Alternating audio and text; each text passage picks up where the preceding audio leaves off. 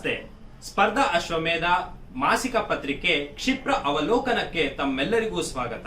ಸ್ಪರ್ಧಾ ಅಶ್ವಮೇಧ ವಿವಿಧ ಸ್ಪರ್ಧಾತ್ಮಕ ಪರೀಕ್ಷೆಗಳಿಗೆ ಉಪಯುಕ್ತವಾಗುವಂತಹ ಪ್ರಚಲಿತ ಘಟನೆಗಳ ಒಂದು ಸಂಗ್ರಹ.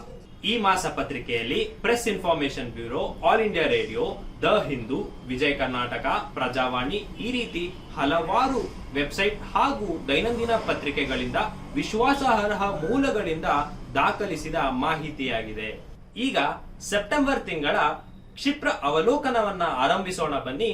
ಮೊದಲನೇ ಪ್ರಶ್ನೆ, ರಾಷ್ಟ್ರೀಯ ಪುರಸ್ಕಾರ ಪೋರ್ಟಲ್ ಯಾವ ಸಚಿವಾಲಯದ ಅಡಿ ಕಾರ್ಯನಿರ್ವಹಿಸುತ್ತದೆ? ರಾಷ್ಟ್ರೀಯ ಪುರಸ್ಕಾರ portal works under which ministry? ನಮ್ಮ ಆಪ್ಷನ್ಸ್ ಅನ್ನ ನೋಡೋಣ. ಆಪ್ಷನ್ ಎ ಗೃಹ ಸಚಿವಾಲಯ, ಆಪ್ಷನ್ ಬಿ ರಕ್ಷಣಾ ಸಚಿವಾಲಯ, ಆಪ್ಷನ್ ಸಿ ಶಿಕ್ಷಣ ಸಚಿವಾಲಯ, ಆಪ್ಷನ್ ಡಿ ಪಂಚಾಯತ್ ರಾಜ್ ಸಚಿವಾಲಯ. ನಿಮಗೆ 5 ಸೆಕೆಂಡ್ಗಳ ಕಾಲಾವಕಾಶ ಇರುತ್ತೆ. ಸೊ ನಿಮಗೆ ಉತ್ತರ ಗೊತ್ತಿದ್ದಲ್ಲಿ ನಾವು ಕಮೆಂಟ್ ಸೆಕ್ಷನ್ ಅಲ್ಲಿ ತಿಳಿಸಬೇಕಾಗತ್ತೆ. ಇದಕ್ಕೆ ಸರಿಯಾದ ಉತ್ತರವನ್ನು ನೋಡೋಣ. ಇದಕ್ಕೆ ಸರಿಯಾದ ಉತ್ತರ ಆಪ್ಷನ್ ಎ ಗೃಹ ಸಚಿವಾಲಯ. ಹಾಗಾದ್ರೆ ಸ್ನೇಹಿತರೆ, ಏನಿದು ರಾಷ್ಟ್ರೀಯ ಪುರಸ್ಕಾರ ಪೋರ್ಟಲ್? ಈ ರಾಷ್ಟ್ರೀಯ ಪುರಸ್ಕಾರ ಪೋರ್ಟಲ್ ಅನ್ನೋದು ಒಂದು ಸಿಂಗಲ್ ವಿಂಡೋ ಪೋರ್ಟಲ್ ಆಗಿದೆ. ಇದು ಕೇಂದ್ರ ಸರ್ಕಾರ ಹಾಗೂ ವಿವಿಧ ಸಂಸ್ಥೆಗಳಿಂದ ನೀಡುವಂತಹ ಅವಾರ್ಡ್ ಅನ್ನ ಒಂದೇ ವೆಬ್ಸೈಟ್ ನಲ್ಲಿ ತಂದಿದೆ. ಇದು ಇತಿಹಾಸದಲ್ಲಿ ಮೊದಲನೇ ಬಾರಿಗೆ ಈ ರೀತಿಯಾದಂತಹ ಒಂದು ಯೋಜನೆಯನ್ನ ಕೇಂದ್ರ ಸರ್ಕಾರ ಮಾಡಿದೆ. ಸೊ ಹಾಗಾದ್ರೆ ಯಾವ ರೀತಿಯ ಅವಾರ್ಡ್ಸ್ ಇದರಲ್ಲಿ ನೀಡಲಾಗುತ್ತೆ ಅಂದ್ರೆ, ಒಂದು ಪದ್ಮ ಅವಾರ್ಡ್ಸ್, ಪದ್ಮ ವಿಭೂಷಣ, ಪದ್ಮಭೂಷಣ, ಪದ್ಮಶ್ರೀ ಅವಾರ್ಡ್ಸ್ ಏನ್ ನೀವು ಕೇಳಿರ್ತೀರಾ, ಇದು ಪದ್ಮ ಅವಾರ್ಡ್ ಕಮಿಟಿಯಿಂದ ಇದನ್ನ ಶಿಫಾರಸು ಮಾಡಲಾಗ್ತಿತ್ತು. ಈಗ ಈ ಪೋರ್ಟಲ್ ಮೂಲಕ ಜನಸಾಮಾನ್ಯರು ನಾಮಿನೇಟ್ ಅನ್ನ ಮಾಡಬಹುದು. ಸೊ ಈ ರೀತಿಯಾದಂತಹ ಒಂದು ಟ್ರಾನ್ಸ್ಪರೆನ್ಸಿ ಈ ಪೋರ್ಟಲ್ ನಮಗೆ ನೀಡಿದೆ. ಇನ್ನು ಇದೇ ರೀತಿಯಾದಂತಹ ಸರ್ದಾರ್ ಪಟೇಲ್ ಯೂನಿಟಿ ಅವಾರ್ಡ್, ಹಾಗೆ Tenzing Norgay National Adventure Award, Pandit Deen Dayal Upadhyaya Telecom Excellence Skill Award, ಈ ರೀತಿಯಾದಂತಹ ಅವಾರ್ಡ್ ಗಳನ್ನೆಲ್ಲ ಈಗ ಜನಸಾಮಾನ್ಯರೇ ನಾಮಿನೇಟ್ ಮಾಡುವಂತಹ ಅವಕಾಶ ಈ ನಮಗೆ ರಾಷ್ಟ್ರೀಯ ಪುರಸ್ಕಾರ ಪೋರ್ಟಲ್ ತಂದುಕೊಟ್ಟಿದೆ. ಸೊ ಇದರ ಬಗ್ಗೆ ಹೆಚ್ಚಿನ ಮಾಹಿತಿ ನಾವು ನಮ್ಮ ಈ ವಿಡಿಯೋ ಕೆಳಗಿನ ಲಿಂಕ್ ಅಲ್ಲಿ ನೀಡಿರ್ತೇವೆ. ನಮ್ಮ ಸ್ಪರ್ಧಾ ಅಶ್ವಮೇಧ ಮ್ಯಾಗಝೀನ್ ಅಲ್ಲಿ ನಿಮಗೆ ಇನ್ನು ಹೆಚ್ಚು ಮಾಹಿತಿ ಸಿಗುತ್ತೆ ಅಂತ ಹೇಳ್ತಾ ಮುಂದಿನ ಪ್ರಶ್ನೆ ನೋಡೋಣ.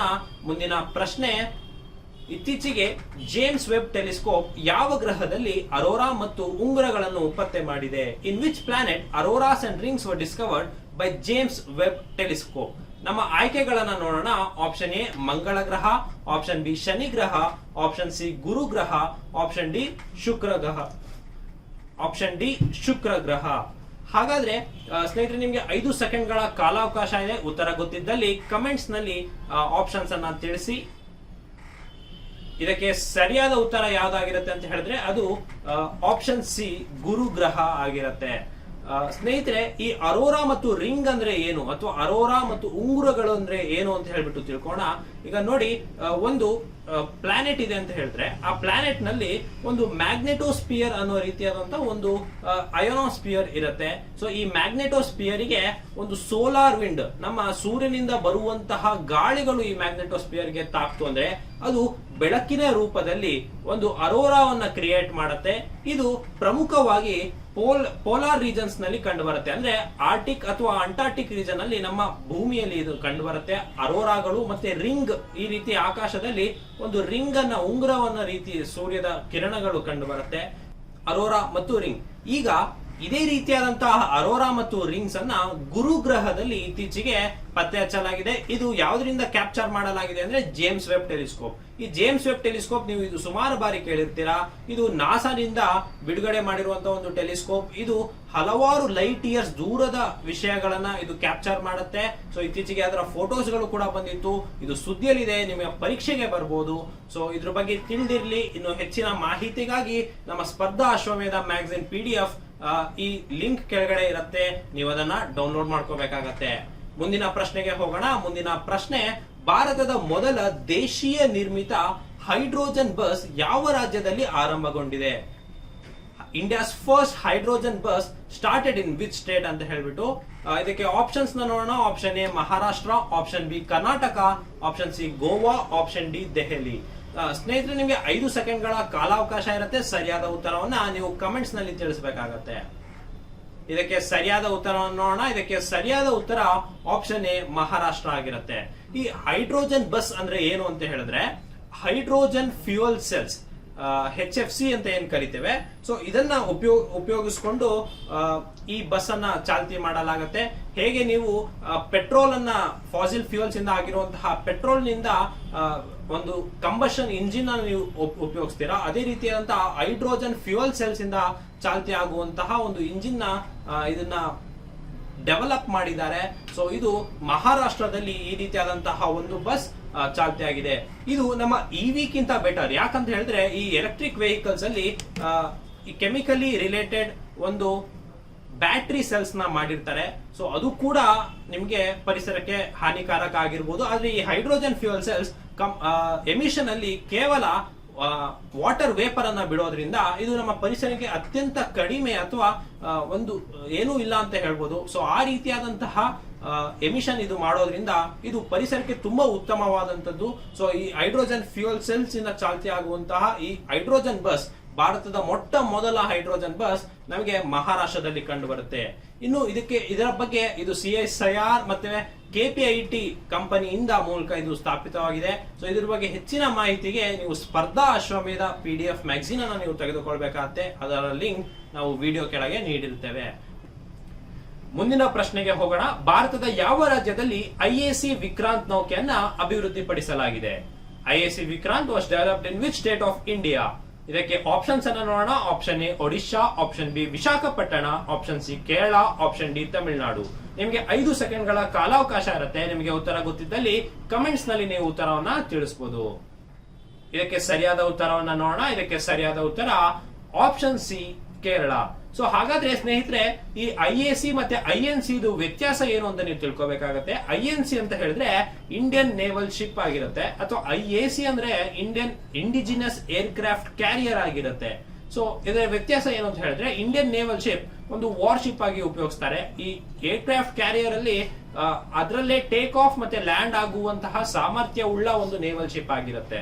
ಸೊ ಭಾರತದಲ್ಲಿ ಯಾವ ರೀತಿಯಾದಂತಹ IAC ಗಳಿದಾವೆ ಅಂತ ಹೇಳಿದ್ರೆ, IAC ವಿಕ್ರಮಾದಿತ್ಯ ನೀವು ನೋಡಿರ್ಬೋದು, ಅಥವಾ IAC ವಿಕ್ರಾಂತ್ ಇವಾಗ ಡೆವಲಪ್ ಆಗ್ತಾ ಇದೆ. ಇದು ಯಾವ ರಾಜ್ಯದಲ್ಲಿ ಅಂತ ಇರುವಂತಹ ಪ್ರಶ್ನೆ ಅದು ಕೇರಳದಲ್ಲಿದೆ. ಇದೇ ರೀತಿ 13 ನೇವಿ, ಪ್ರಪಂಚದಾದ್ಯಂತ 13 ನೇವಿಗಳಲ್ಲಿ ಈ ರೀತಿ ಇಂಡಿಜಿನಸ್ ಏರ್ಕ್ರಾಫ್ಟ್ ಕ್ಯಾರಿಯರ್ ಅನ್ನ ನಾವು ಉಪಯೋಗಿಸ್ತಾ ಇದ್ದೇವೆ. ಮುಂದಿನ ಪ್ರಶ್ನೆ, ಯಾವ ರಾಜ್ಯದಲ್ಲಿ ಭಾರತದ ಮೊದಲ ವಾಣಿಜ್ಯ ಬಾಹ್ಯಾಕಾಶ ವೀಕ್ಷಣಾಲಯ ಸ್ಥಾಪಿಸಲಾಗಿದೆ? India's first commercial outer space observatory established in which state ಅಂತ ಹೇಳ್ಬಿಟ್ಟು ಇದಕ್ಕೆ ಆಪ್ಷನ್ಸ್ ನೋಡೋಣ. ಆಪ್ಷನ್ ಎ ಉತ್ತರ Pradesh, option B Uttarakhand, option C Jammu ಮತ್ತು ಕಾಶ್ಮೀರ, ಆಪ್ಷನ್ ಡಿ ದೆಹಲಿ. ಇದಕ್ಕೆ ಸರಿಯಾದ ಉತ್ತರ ಗೊತ್ತಿದ್ದಲ್ಲಿ ನೀವು ಕಮೆಂಟ್ ಸೆಕ್ಷನ್ ಅಲ್ಲಿ ಉತ್ತರವನ್ನ ತಿಳಿಸಬಹುದು. ಇದಕ್ಕೆ ಸರಿಯಾದ ಉತ್ತರ ಬಂದು ಆಪ್ಷನ್ ಬಿ ಉತ್ತರಾಖಂಡ್. ನೋಡಿ, ಈ ಔಟರ್ ಸ್ಪೇಸ್ ಅಬ್ಸರ್ವೇಟರಿ ಅಂತ ಏನಿದೆ, ಇದು ಒಂದು ಸಿಚುಯೇಷನಲ್ ಅವೇರ್ನೆಸ್ ಮಾಡಬೇಕು. ಅಂದ್ರೆ ಫಾರ್ ಎಕ್ಸಾಂಪಲ್ ಸ್ಪೇಸ್ ಡೆಬ್ರಿಸ್ ಅಂತ ನಾವು ಕರಿತೀವಿ. ಈ ಸ್ಪೇಸ್ ಡೆಬ್ರಿಸ್ ಅಂದ್ರೆ ಏನು ಅಂತ ಹೇಳಿದ್ರೆ, ನಮಗೆ ಬಾಹ್ಯಾಕಾಶದಲ್ಲಿ ಸಿಗುವಂತಹ ಕಸಗಳು ಅಥವಾ ಕಲ್ಲುಗಳು ಏನಿದೆ, ಸೊ ಇದು ನಾವು ಬಿಟ್ಟಿರುವಂತಹ ಸ್ಯಾಟಲೈಟ್ಗಳು ಅಥವಾ ಉಪಗ್ರಹಗಳೇನಿರುತ್ತೆ, ಇದು ನಮ್ಮ ಭೂಮಿಯ ಸುತ್ತ ತಿರುಗುತ್ತಾ ಅದು ಅಕಸ್ಮಾತ್ ಅಡ್ಡ ಬಂದು ನಮ್ಮ ಸ್ಯಾಟಲೈಟ್ ಗೆ ಹಾನಿಕಾರ ಆಗಿರ್ಬೋದು. ಸೊ ಹಾಗಾಗಿ ಇದರಲ್ಲಿ ಸ್ಯಾಟಲೈಟ್ ನಾಶ ಆಗುವಂತಹ ಚಾನ್ಸಸ್ ಇರುತ್ತೆ. ಸೊ ಹಾಗಾಗಿ ಈ ಸ್ಪೇಸ್ ಡೆಬ್ರಿಸ್ ಅನ್ನೋದೇನಿದೆ, ಇದನ್ನ ವಾಚ್ ಮಾಡುವಂತಹ ಅಥವಾ ಎಲ್ಲೆಲ್ಲಿ ಇದೆ, ಯಾವ ಮಟ್ಟದಲ್ಲಿ ಇದೆ ಅನ್ನೋದನ್ನ ತಿಳ್ಕೊಳ್ಳಿಕ್ಕೆ ಅಂತ ಹೇಳ್ಬಿಟ್ಟು ಒಂದು ಅಬ್ಸರ್ವೇಟರಿಯನ್ನ ಮಾಡ್ತಾ ಇದ್ದಾರೆ. ಸೊ ಇದು ನಮ್ಮ ಭಾರತದಲ್ಲಿ ಯಾವ ರಾಜ್ಯದಲ್ಲಿ ಕಂಡು ಬರುತ್ತೆ ಅಂತ ಹೇಳಿದ್ರೆ ಉತ್ತರಾಖಂಡ್ ಅಲ್ಲಿ ಕಂಡು ಬರುತ್ತೆ.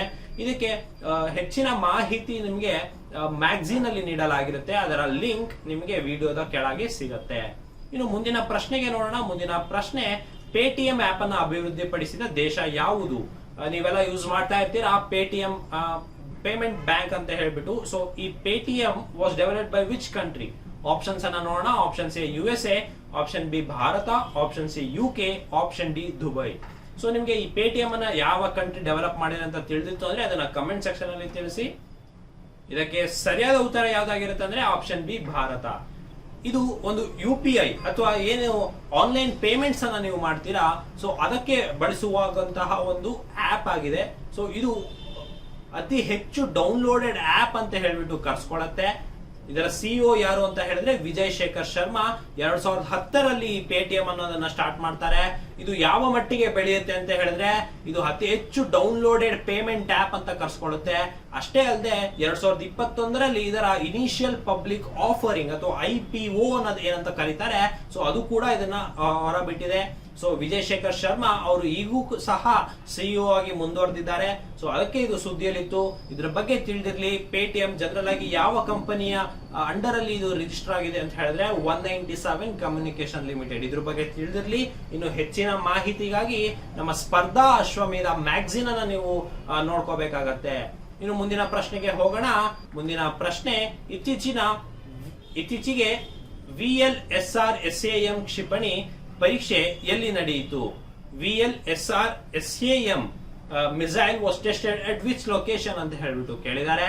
ಇದಕ್ಕೆ ಆಪ್ಷನ್ಸ್ ಅನ್ನ ನೋಡೋಣ. ಇದಕ್ಕೆ ಆಪ್ಷನ್ಸ್ ಚಂಡೀಪುರ, ಬೆಂಗಳೂರು, ಭುವನೇಶ್ವರ್, ಶ್ರೀಹರಿಕೋಟ. ನಿಮಗೆ ಉತ್ತರ ಗೊತ್ತಿದ್ದಲ್ಲಿ ನೀವು ಕಮೆಂಟ್ ಸೆಕ್ಷನ್ ಅಲ್ಲಿ ತಿಳಿಸಬಹುದು. ನಿಮಗೆ 5 ಸೆಕೆಂಡ್ಗಳ ಕಾಲಾವಕಾಶ ಇರುತ್ತೆ. ಇದಕ್ಕೆ ಸರಿಯಾದ ಉತ್ತರ ಬಂದು ಆಪ್ಷನ್ ಎ ಚಂಡೀಪುರ. ಇದು ಒಡಿಶಾದಲ್ಲಿದೆ. ಸೊ ಅಲ್ಲಿ ITR ಇಂಟಿಗ್ರೇಟೆಡ್ ಟೆಸ್ಟಿಂಗ್ ರೇಂಜ್ ಅಂತ ಏನಿದೆ ಅದರಲ್ಲಿ ಇದನ್ನ ಟೆಸ್ಟ್ ಮಾಡಲಾಗಿದೆ ಇತ್ತೀಚೆಗೆ. ಇದರ ಫುಲ್ ಫಾರ್ಮ್ ಏನಾಗಿರುತ್ತೆ ಅಂದ್ರೆ vertically launch short range surface to air missile ಅಂತ ಹೇಳ್ಬಿಟ್ಟು ಇದರ ಫುಲ್ ಫಾರ್ಮ್ ಆಗಿರುತ್ತೆ. ಇದು ನಿಮಗೆ ತುಂಬಾ ಸುಲಭವಾಗಿದ್ದು, ಯಾಕಂತ ಹೇಳಿದ್ರೆ ನಿಮಗೆ ಕ್ಷಿಪಣಿಗಳು ಅಥವಾ ಮಿಸೈಲ್ ಗಳಲ್ಲಿ surface to air missiles, air to air missiles, ಈ ರೀತಿಯಾದಂತಹ ಮಿಸೈಲ್ಸ್ ಗಳು ನಿಮ್ಗೆ ಗೊತ್ತಿರುತ್ತೆ. ಇದು ಶಾರ್ಟ್ ರೇಂಜ್ ಆಗಿರುವಂತಹ ಸರ್ಫೇಸ್ ಟು ಏರ್ ಮಿಸೈಲ್. ಮತ್ತೆ ಇದನ್ನ ವರ್ಟಿಕಲಿ ಲಾಂಚ್ ಮಾಡಿರೋದ್ರಿಂದ ಇದನ್ನ VLSR-SAM ಮಿಸೈಲ್ ಅಂತ ಕರೀತಾರೆ. ಇದನ್ನ ಇತ್ತೀಚೆಗೆ ಸಕ್ಸಸ್ಫುಲಿ ಚಂಡೀಪುರ ಅಥವಾ ಒಡಿಶಾದಲ್ಲಿ ಇದನ್ನ ಟೆಸ್ಟ್ ಮಾಡಿದ್ದಾರೆ. ಹಾಗಾಗಿ ಇದು ಸುದ್ದಿಯಲ್ಲಿದೆ. ಸೊ ಇದು ನಿಮಗೆ ಪರೀಕ್ಷೆಯಲ್ಲಿ ಬರ್ಬೋದು. ಯಾಕಂತ ಹೇಳಿದ್ರೆ ಪ್ರತಿ ಬಾರಿ ಪರೀಕ್ಷೆಯಲ್ಲೂ ಈ ರೀತಿಯಾದಂತಹ ಕ್ಷಿಪಣಿ ಅಥವಾ ಯಾವ ಸಂಸ್ಥೆ ಡೆವಲಪ್ ಮಾಡ್ತು, DRDO, ಇದ್ರ ಬಗ್ಗೆ ನಿಮಗೆ ಪ್ರಶ್ನೆಗಳು ಬರ್ತಾನೆ ಇರುತ್ತೆ. ಇನ್ನು ಇದರ ಒಂದು ವಿಶೇಷ ಅಥವಾ ಒಂದು ಯುನೀಕ್ ಫೀಚರ್ ಏನು ಅಂತ ಹೇಳಿದ್ರೆ ಇದರಲ್ಲಿ ಸಿ ಸ್ಕಿಮ್ಮಿಂಗ್ ಅನ್ನೋ ಒಂದು ಟೆಕ್ನಿಕ್ ಅನ್ನ ಉಪಯೋಗಿಸುತ್ತೆ. ಈ ಸಿ ಸ್ಕಿಮ್ಮಿಂಗ್ ಅನ್ನೋದ್ರ ಏನು ಅಂತ ಹೇಳಿದ್ರೆ ನಿಮಗೆ ರೆಡಾರ್ ಅಥವಾ ಇನ್ಫ್ರಾರೆಡ್ ಸ್ಕ್ಯಾನಿಂಗ್ ಅಲ್ಲಿ ಕೂಡ ಈ ರೀತಿಯಾದ ಕ್ಷಿಪಣಿ ಅದು ಡಿಟೆಕ್ಟ್ ಆಗೋದಿಲ್ಲ. ಈ VLSR-SAM ರೆಡಾರ್ ಅಥವಾ ಇನ್ಫ್ರಾರೆಡ್ ಏನಿದೆ ಅದರಲ್ಲಿ ಡಿಟೆಕ್ಟ್ ಆಗೋದಿಲ್ಲ. ಸೊ ಆ ರೀತಿಯಾದಂತಹ ಒಂದು ವಿಶೇಷತೆಯನ್ನ ಇದು ಹೊಂದಿದೆ. ಸೊ VLSR-SAM ಮಿಸೈಲ್ ಬಗ್ಗೆ ನಿಮಗೆ ತಿಳಿದಿರ್ಲಿ. ಇನ್ನು ಹೆಚ್ಚಿನ ಮಾಹಿತಿ ಬೇಕಿತ್ತು ಅಂತ ಹೇಳಿದ್ರೆ ನೀವು ಸ್ಪರ್ಧಾ ಅಶ್ವಮೇಧ ಮ್ಯಾಗಝಿನ್ ಅಲ್ಲಿ ನೀವು ತಿಳ್ಕೋಬಹುದು. ಇನ್ನು ಮುಂದಿನ ಪ್ರಶ್ನೆಗೆ ಹೋಗೋಣ. ಮುಂದಿನ ಪ್ರಶ್ನೆ, ಭಾರತದಲ್ಲಿ ಮೊದಲ ಹಂತದಲ್ಲಿ ಎಷ್ಟು ನಗರಗಳಲ್ಲಿ 5G ತಂತ್ರಜ್ಞಾನ ಸೇವೆ ಆರಂಭಗೊಳ್ಳಲಿದೆ? In India, in the first phase, how many cities are getting 5G technology services? ಈ 5G ಅನ್ನೋದು ಏನ್ ಬರ್ತಾ ಇದೆ, ಮೊದಲನೇ ಹಂತದಲ್ಲಿ ಭಾರತದಲ್ಲಿ ಎಷ್ಟು ಸಿಟಿಗಳಲ್ಲಿ ಇದು ಪ್ರಾರಂಭವಾಗಲಿದೆ ಅಂತ ಹೇಳ್ಬಿಟ್ಟು ಪ್ರಶ್ನೆ. ಇದಕ್ಕೆ ಆಪ್ಷನ್ಸ್ ನೋಡೋಣ. Option A 10, option B 25, option C 13, option D 18. ನಿಮಗೆ ಉತ್ತರ ಗೊತ್ತಿದ್ದಲ್ಲಿ ನೀವು ಕಮೆಂಟ್ ಸೆಕ್ಷನ್ ಅಲ್ಲಿ ತಿಳಿಸಬಹುದು. ನಿಮಗೆ 5 ಸೆಕೆಂಡ್ಗಳ ಕಾಲಾವಕಾಶ ಇರುತ್ತೆ. ಇದಕ್ಕೆ ಸರಿಯಾದ ಉತ್ತರ ಬಂದು ಆಪ್ಷನ್ ಸಿ 13 ಸಿಟಿಗಳಲ್ಲಿ ಈ 5G ಟೆಕ್ನಾಲಜಿಯನ್ನ ಮೊದಲನೇ ಹಂತದಲ್ಲಿ ಭಾರತದಲ್ಲಿ ತರಲಿದ್ದಾರೆ. ಸೊ ನಿಮ್ಗೆ ಗೊತ್ತಿರಬಹುದು ಹೇಗೆ 1G, 2G, 3G, 4G, ಈಗ 5th ಜನರೇಷನ್ ಅಥವಾ 5G ಅಂತ ಏನ್ ಕರಿತೀವಿ, ಇದು ಹೇಗೆ ಬೆಳವಣಿಗೆ ಆಗಿದೆ ಭಾರತದಲ್ಲಿ ಅಂತ. ಹಾಗಾದ್ರೆ ಈ 5G ಇಂದ ಏನು ಉಪಯುಕ್ತವಾಗಿದೆ ಅಂತ ಹೇಳಿದ್ರೆ ಇದರ ಸ್ಪೀಡ್ 20 GB per second ಅಥವಾ ಗಿಗಾಬೈಟ್ ಪರ್ ಸೆಕೆಂಡ್ ಅಷ್ಟು ಸ್ಪೀಡ್ ಅಲ್ಲಿ ಇದು ಕಾರ್ಯನಿರ್ವಹಿಸಲಿದೆ. ಮತ್ತೆ ಕ್ಲೌಡ್ ಆಗಿರ್ಬೋದು, IoT ಆಗಿರ್ಬೋದು, ಬಿಗ್ ಡೇಟಾ ಆಗಿರ್ಬೋದು, AI ಮತ್ತೆ ವರ್ಚುವಲ್ ರಿಯಾಲಿಟಿ, ಆಗ್ಯುಮೆಂಟೆಡ್ ರಿಯಾಲಿಟಿ, ಈ ರೀತಿಯಾದಂತಹ ಹಲವಾರು ಕ್ಷೇತ್ರದಲ್ಲಿ ಇದು ಇನ್ನೂ ಹೆಚ್ಚು ಡೆವಲಪ್ಮೆಂಟ್ ಅನ್ನ ತರುವಂತಹ ಕೆಲಸ ಈ 5G ಟೆಕ್ನಾಲಜಿ ಮಾಡಲಿದೆ. ಇನ್ನು ಭಾರತದಲ್ಲಿ 117 ಕೋಟಿ ಜನ ಟೆಲಿಕಾಂ ಯೂಸರ್ಸ್ ಇದ್ದಾರೆ. ಸೊ ಅದರಲ್ಲಿ 88 ಕೋಟಿ ಜನ ಏನು ಸಬ್ಸ್ಕ್ರೈಬರ್ಸ್ ಆಗಿದ್ದಾರೆ, ಚಂದಾದಾರಿಕೆಯನ್ನ ಪಡ್ಕೊಂಡಿದ್ದಾರೆ. ಸೊ ಈ 5G ಟೆಕ್ನಾಲಜಿ 2035ರ ವೇಳೆಗೆ $1 ಟ್ರಿಲಿಯನ್ ಅಷ್ಟು ಒಂದು ವಾಣಿಜ್ಯವನ್ನ ಮಾಡಲಿದೆ ಭಾರತದಲ್ಲಿ ಅಂತ ಹೇಳ್ಬಿಟ್ಟು ಎಸ್ಟಿಮೇಟ್ಸ್ ಅನ್ನ ಮಾಡಲಾಗಿದೆ. ಸೊ ಈ 5G ಟೆಕ್ನಾಲಜಿ ಬಗ್ಗೆ ಇನ್ನೂ ಹೆಚ್ಚು ಮಾಹಿತಿಯನ್ನ ನೀವು ತಿಳ್ಕೋಬೇಕಾದ್ರೆ ನಮ್ಮ ಸ್ಪರ್ಧಾ ಅಶ್ವಮೇಧ ಮ್ಯಾಗಝಿನ್ ಅಲ್ಲಿ ನೀವು ಡೌನ್ಲೋಡ್ ಮಾಡಿ ತಿಳ್ಕೋಬಹುದು. ಅದರ ಲಿಂಕ್ ನಾವು ವಿಡಿಯೋ ಕೆಳಗೆ ನೀಡಿದ್ದೇವೆ. ಇನ್ನು ಮುಂದಿನ ಪ್ರಶ್ನೆಯನ್ನ ನೋಡೋಣ. ಮುಂದಿನ ಪ್ರಶ್ನೆ, ಡಾಕ್ಟರ್ ಪುನೀತ್ ರಾಜ್ಕುಮಾರ್ ರವರ ಹೆಸರಿನ ಉಪಗ್ರಹವನ್ನ ಯಾವ ರಾಜ್ಯದಲ್ಲಿ ಉಡಾವಣೆ ಮಾಡಲಾಗುವುದು? From which state the satellite name as doctor Puneeth Rajkumar will be launch? ಇದಕ್ಕೆ ಆಪ್ಷನ್ಸ್ ನೋಡೋಣ. Option A Karnataka, option B Andhra Pradesh, option C Odisha, option D Kerala. ನೀವು ಈ ರೀತಿಯಾದಂತಹ ಪ್ರಶ್ನೆಯಲ್ಲಿ ನಿಮಗೆ ಉತ್ತರಗಳು ಗೊತ್ತಿರುತ್ತೆ, ಬಟ್ ನಿಮಗೆ ಕನ್ಫ್ಯೂಸ್ ಆಗುತ್ತೆ. ಇಲ್ಲಿ ನೋಡಿ, ಉಪಗ್ರಹ ಪುನೀತ್ ರಾಜ್ಕುಮಾರ್ ಅವರ ಹೆಸರನ್ನ ಇಟ್ಕೊಂಡಿದೆ. ಇದು ಎಲ್ಲಿಂದ ಲಾಂಚ್ ಮಾಡಲಾಗ್ತಾ ಇದೆ ಯಾವುದರಿಂದ ಲಾಂಚ್ ಮಾಡಲಾಗ್ತಿದೆ ಅಂತ ಕೇಳಲಾಗ್ತಾ ಇದೆ. ಸೊ ಇದ್ರ ಬಗ್ಗೆ ನಿಮ್ಗೆ ಸ್ವಲ್ಪ ಗಮನ ಹರಿಸಬೇಕಾಗತ್ತೆ. ನೋಡಿ, ನಿಮ್ಗೆ ನಮ್ಮ ಕರ್ನಾಟಕ ರತ್ನ ಡಾಕ್ಟರ್ ಪುನೀತ್ ರಾಜ್ಕುಮಾರ್ ಅವ್ರು ಏನಿದ್ದಾರೆ, ಸೊ ಇದರ ಸ್ಯಾಟಲೈಟ್ ನಮ್ಮ ಕರ್ನಾಟಕದವ್ರದೇ ಆಗಿರ್ಬೋದು, ಬಟ್ ಇದನ್ನ ಲಾಂಚ್ ಮಾಡ್ತಾ ಇರೋದು ಆಂಧ್ರ ಪ್ರದೇಶದಿಂದ. ಸೊ ಆಂಧ್ರ ಪ್ರದೇಶ ಸರಿಯಾದ ಉತ್ತರ ಆಗಿದೆ. ನೋಡಿ, ಕರ್ನಾಟಕ ರತ್ನ ಡಾಕ್ಟರ್ ಪುನೀತ್ ರಾಜ್ಕುಮಾರ್ ಅವರು ಅವರನ್ನ ನೆನಪಿಸಲು ಅಥವಾ ಪುನೀತ್ ಅಂತ ಹೇಳ್ಬಿಟ್ಟು ಒಂದು ಸ್ಯಾಟಲೈಟ್ ಅನ್ನ ಮಾಡಿದ್ದಾರೆ. ಸೊ ಇದನ್ನ ಆಂಧ್ರ ಪ್ರದೇಶದಿಂದ ಲಾಂಚ್ ಮಾಡಲಿದ್ದಾರೆ. ಸೊ ಇದ್ರ ಬಗ್ಗೆ ತಿಳಿದಿರಲಿ. ಇನ್ನು ಹೆಚ್ಚಿನ ಮಾಹಿತಿಗಾಗಿ ಕೆಳಗಿರುವಂತಹ PDF ಅನ್ನ ನೀವು ಡೌನ್ಲೋಡ್ ಮಾಡಿ ನೋಡ್ಕೊಳ್ಬಹುದು. ಇನ್ನು ಮುಂದಿನ ಪ್ರಶ್ನೆಗೆ ಹೋಗೋಣ. ಯಾವ CJI ಅಥವಾ ಚೀಫ್ ಜಸ್ಟಿಸ್ ಆಫ್ ಇಂಡಿಯಾ ಅವರ ಅವಧಿಯಲ್ಲಿ ಸುಪ್ರೀಂ ಕೋರ್ಟಿನ ಕಲಾಪವನ್ನ ನೇರ ಪ್ರಸಾರ ಮಾಡಲಾಯಿತು? In which chief justice of India term did Supreme Court session was live telecasted? Option A ನ್ಯಾಯಮೂರ್ತಿ NV ರಮಣಾ, ಆಪ್ಷನ್ B ನ್ಯಾಯಮೂರ್ತಿ UU ಲಲಿತ್, ಆಪ್ಷನ್ C ನ್ಯಾಯಮೂರ್ತಿ M ಸಕ್ರಿ, ಆಪ್ಷನ್ D ಮೇಲಿನ ಯಾವುದು ಅಲ್ಲ ಅಂತ ಹೇಳ್ಬಿಟ್ಟು ಪ್ರಶ್ನೆ ಇದೆ. ಇದಕ್ಕೆ ನಿಮಗೆ ಉತ್ತರ ಗೊತ್ತಿದ್ದಲ್ಲಿ ನೀವು ಕಮೆಂಟ್ ಸೆಕ್ಷನ್ ಅಲ್ಲಿ ತಿಳಿಸಬಹುದು. ನಿಮಗೆ 5 ಸೆಕೆಂಡ್ಗಳ ಕಾಲಾವಕಾಶ ಇರುತ್ತೆ. ಇದಕ್ಕೆ ಸರಿಯಾದ ಉತ್ತರ ಬಂದು ಆಪ್ಷನ್ A ನ್ಯಾಯಮೂರ್ತಿ NV ರಮಣಾ, ಜಸ್ಟಿಸ್ NV ರಮಣಾ. ಏನಂತ ಹೇಳಿದ್ರೆ 27 ಸೆಪ್ಟೆಂಬರ್ 2022ರಿಂದ ನಮ್ಮ ಚೀಫ್ ಜಸ್ಟಿಸ್ ಆಫ್ ಇಂಡಿಯಾ ಅವರು ಸುಪ್ರೀಂ ಕೋರ್ಟ್ ನಲ್ಲಿ ಆಗುವಂತಹ ಪ್ರೊಸೀಡಿಂಗ್ಸ್ ಅಥವಾ ಹಿಯರಿಂಗ್ಸ್ ಅಂತ ಏನ್ ಕರಿತೀವಿ, ಸೊ ಅದನ್ನ ಲೈವ್ ಟೆಲಿಕಾಸ್ಟ್ ಮಾಡುವ ಒಂದು ಅವಕಾಶವನ್ನ ಕೊಟ್ಟಿದ್ದಾರೆ. ಇದು ಯಾವ ಅವಧಿಯಲ್ಲಿ ಆಗುತ್ತೆ ಅಂತ ಕೇಳಿದ್ದಾರೆ. ಇದು ನ್ಯಾಯಮೂರ್ತಿ NV ರಮಣಾ ಅವರ ಅವಧಿಯಲ್ಲಿ ಆಗಿದೆ. ಸೊ ಹಾಗಾದ್ರೆ ಬರೀ ಸುಪ್ರೀಂ ಕೋರ್ಟ್ ಅಷ್ಟೇ ಅಲ್ಲ, ನಮ್ಮ ಹೈಕೋರ್ಟ್ ಅಲ್ಲಿ ಕೂಡ, ನಮ್ಮ ರಾಜ್ಯದ ಹೈಕೋರ್ಟ್ ಗಳು ಇರುತ್ತಲ್ಲ, ಸೊ ಅದರಲ್ಲಿ ಕೂಡ ಲೈವ್ ಟೆಲಿಕಾಸ್ಟ್ ನ ಬಂದಿದೆ. ಸೊ ಹಾಗಾದ್ರೆ ಮೊದಲ ಹೈಕೋರ್ಟ್ ಯಾವುದು ಲೈವ್ ಟೆಲಿಕಾಸ್ಟ್ ಮಾಡ್ಲಿಕ್ಕೆ ಅಂತ ಹೇಳಿದ್ರೆ ಅದಕ್ಕೆ ಸರಿಯಾದ ಉತ್ತರ ಗುಜರಾತ್ ಆಗಿರುತ್ತೆ. ಇನ್ನು ಎರಡನೇ ಸ್ಟೇಟ್ ಯಾವುದು ನಿಮ್ಗೆ ಲೈವ್ ಟೆಲಿಕಾಸ್ಟ್ ಮಾಡ್ಲಿಕ್ಕೆ ಅಂದ್ರೆ ಅದು ನಮ್ಮ ಕರ್ನಾಟಕ ಹೈಕೋರ್ಟ್ ಆಗಿರುತ್ತೆ. ಸೊ ನಿಮ್ಗೆ ಕರ್ನಾಟಕ ಹೈಕೋರ್ಟ್ ಪ್ರೊಸೀಡಿಂಗ್ಸ್ ನ ಕೂಡ ನೀವು ಲೈವ್ ಟೆಲಿಕಾಸ್ಟ್ ನಲ್ಲಿ ನೋಡಬಹುದಾಗಿರುತ್ತೆ. ಇನ್ನು ಇದಕ್ಕಿಂತ ಹೆಚ್ಚು ಮಾಹಿತಿ ಬೇಕಾದಲ್ಲಿ ನೀವು ಸ್ಪರ್ಧಾ ಅಶ್ವಮೇಧ ಮ್ಯಾಗಝಿನ್ ಅನ್ನು ನೀವು ಡೌನ್ಲೋಡ್ ಮಾಡಬೇಕಾಗತ್ತೆ. ಅದರ ಲಿಂಕ್ ನಿಮ್ಗೆ ವಿಡಿಯೋ ಕೆಳಗೆ ನೀಡಿದ್ದೇವೆ. ಇನ್ನು ಮುಂದಿನ ಪ್ರಶ್ನೆಗೆ ಹೋಗೋಣ. ಕೆಳಗಿನ ಯಾವ ನಗರಗಳಲ್ಲಿ 9ನೇ ಆವೃತ್ತಿಯ ಪ್ರೋ ಕಬಡ್ಡಿ ಲೀಗ್ ನಡೆಯಲಿದೆ? In which of the following cities the 9th edition of pro kabaddi league will be held? Option A Bengaluru, option B Pune, option C Hyderabad, option D ಮೇಲಿನ ಎಲ್ಲವೂ ಹೌದು. ನೋಡಿ, ಪ್ರೋ ಕಬಡ್ಡಿ ಲೀಗ್ ಅಂತ ಏನಿದೆ, ಸೊ ಇದರ ಹಿನ್ನೆಲೆಯನ್ನ ನೀವು ತಿಳ್ಕೊಬೇಕಾಗತ್ತೆ. ಹೇಗೆ ನಮ್ಮ IPL Indian premier league famous ಆಯ್ತು, ISL ಇಂಡಿಯನ್ ಸೂಪರ್ ಲೀಗ್ ಅಂತ ಫುಟ್ಬಾಲ್ ಕ್ಷೇತ್ರದಲ್ಲಿ ಫೇಮಸ್ ಆಯ್ತು, ಅದೇ ರೀತಿ ಈ ಕಬಡ್ಡಿ ಲೀಗ್ ಅಂತ ಹೇಳ್ಬಿಟ್ಟು ತಂದ್ರು ಪ್ರೋ ಕಬಡ್ಡಿ ಲೀಗ್ ಅಂತ ಹೇಳ್ಬಿಟ್ಟು 2014 ಇದನ್ನ ಇನ್ಸೆಪ್ಷನ್ ಮಾಡಲಾಯಿತು. ಸೊ ಅದರಿಂದ ಇಲ್ಲಿಯವರೆಗೂ 9 ಆವೃತ್ತಿಗಳು ಆಗಿದೆ. ಹಾಗಾದ್ರೆ ಇದನ್ನ ಶುರು ಮಾಡಿದಂತಹ ಸಂಸ್ಥೆ ಯಾವುದು ಅಂತ ಹೇಳಿದ್ರೆ ಮಾರ್ಷಲ್ ಸ್ಪೋರ್ಟ್ಸ್ ಪ್ರೈವೇಟ್ ಲಿಮಿಟೆಡ್. ಇದ್ರ ಬಗ್ಗೆ ತಿಳಿದಿರ್ಲಿ. ಇದ್ರ ಮೇಲೆ ರೀತಿಯಾದಂತಹ ಪ್ರಶ್ನೆಗಳನ್ನ ಕೇಳಬಹುದು. ಇಲ್ಲಿನ ಪ್ರಶ್ನೆ ಏನಿದೆ ಅಂತ ಹೇಳಿದ್ರೆ ಈ 9ನೇ ಪ್ರೋ ಕಬಡ್ಡಿ ಲೀಗ್ ಏನಿದೆ ಇದು ಎಲ್ಲೆಲ್ಲಿ ನಡೆಯಲಿದೆ ಅಂತ ಬೆಂಗಳೂರು, ಪುಣೆ, ಹೈದರಾಬಾದ್, ಮೇಲಿನ ಎಲ್ಲವೂ ಹೌದು. ಇದಕ್ಕೆ ಸರಿಯಾದ ಉತ್ತರ ಮೇಲಿನ ಎಲ್ಲವೂ ಹೌದು. ಬೆಂಗಳೂರು, ಪುಣೆ, ಹೈದರಾಬಾದ್ ಎಲ್ಲಾ ಕಡೆನೂ ನಿಮಗೆ 9ನೇ ಆವೃತ್ತಿಯ ಪ್ರೋ ಕಬಡ್ಡಿ ಲೀಗ್ ನಡೆಯಲಿದೆ. ಇದ್ರ ಬಗ್ಗೆ ತಿಳಿದಿರ್ಲಿ. ಈ ಮಾರ್ಷಲ್ ಸ್ಪೋರ್ಟ್ಸ್ ಪ್ರೈವೇಟ್ ಲಿಮಿಟೆಡ್ ಇದರ ಇನ್ಸೆಪ್ಷನ್ ಮಾಡಿದ್ದು ಅದ್ರ ಬಗ್ಗೆ ಕೂಡ ಸಹ ತಿಳಿದಿರಲಿ. ಇನ್ನು ಯಾರು ಗೆಲ್ತಾರೆ, ಯಾರು ರನ್ನರ್ ಅಪ್ ಆಗಿದ್ರು, ಈ ರೀತಿಯಾದ ವಿಚಾರಗಳು ನೀವು ಸ್ಪೋರ್ಟ್ಸ್ ನಲ್ಲಿ ಪ್ರಚಲಿತ ಘಟನೆಗಳನ್ನ ಕೇಳಿದಾಗ ನಿಮ್ಗೆ ಬರೆಯಕ್ಕೆ ಗೊತ್ತಿರಬೇಕು. ಇನ್ನು ಇದಕ್ಕಿಂತ ಹೆಚ್ಚು ಮಾಹಿತಿ ಬೇಕಾದಲ್ಲಿ ನೀವು ಸ್ಪರ್ಧಾ ಅಶ್ವಮೇಧ ಮ್ಯಾಗಝಿನ್ ಅನ್ನ ನೀವು ಡೌನ್ಲೋಡ್ ಮಾಡ್ಕೋಬೇಕಾಗತ್ತೆ. ಇನ್ನು ಮುಂದಿನ ಪ್ರಶ್ನೆ ನೋಡೋಣ. ಸುಪ್ರೀಂ ಕೋರ್ಟ್ ಅತಿ ಹೆಚ್ಚು ಜಡ್ಜ್ಗಳನ್ನು ನೇಮಕ ಮಾಡಿದ ನ್ಯಾಯಮೂರ್ತಿ ಯಾರು? Who is the Chief Justice of India who appointed maximum number of judges to Supreme Court?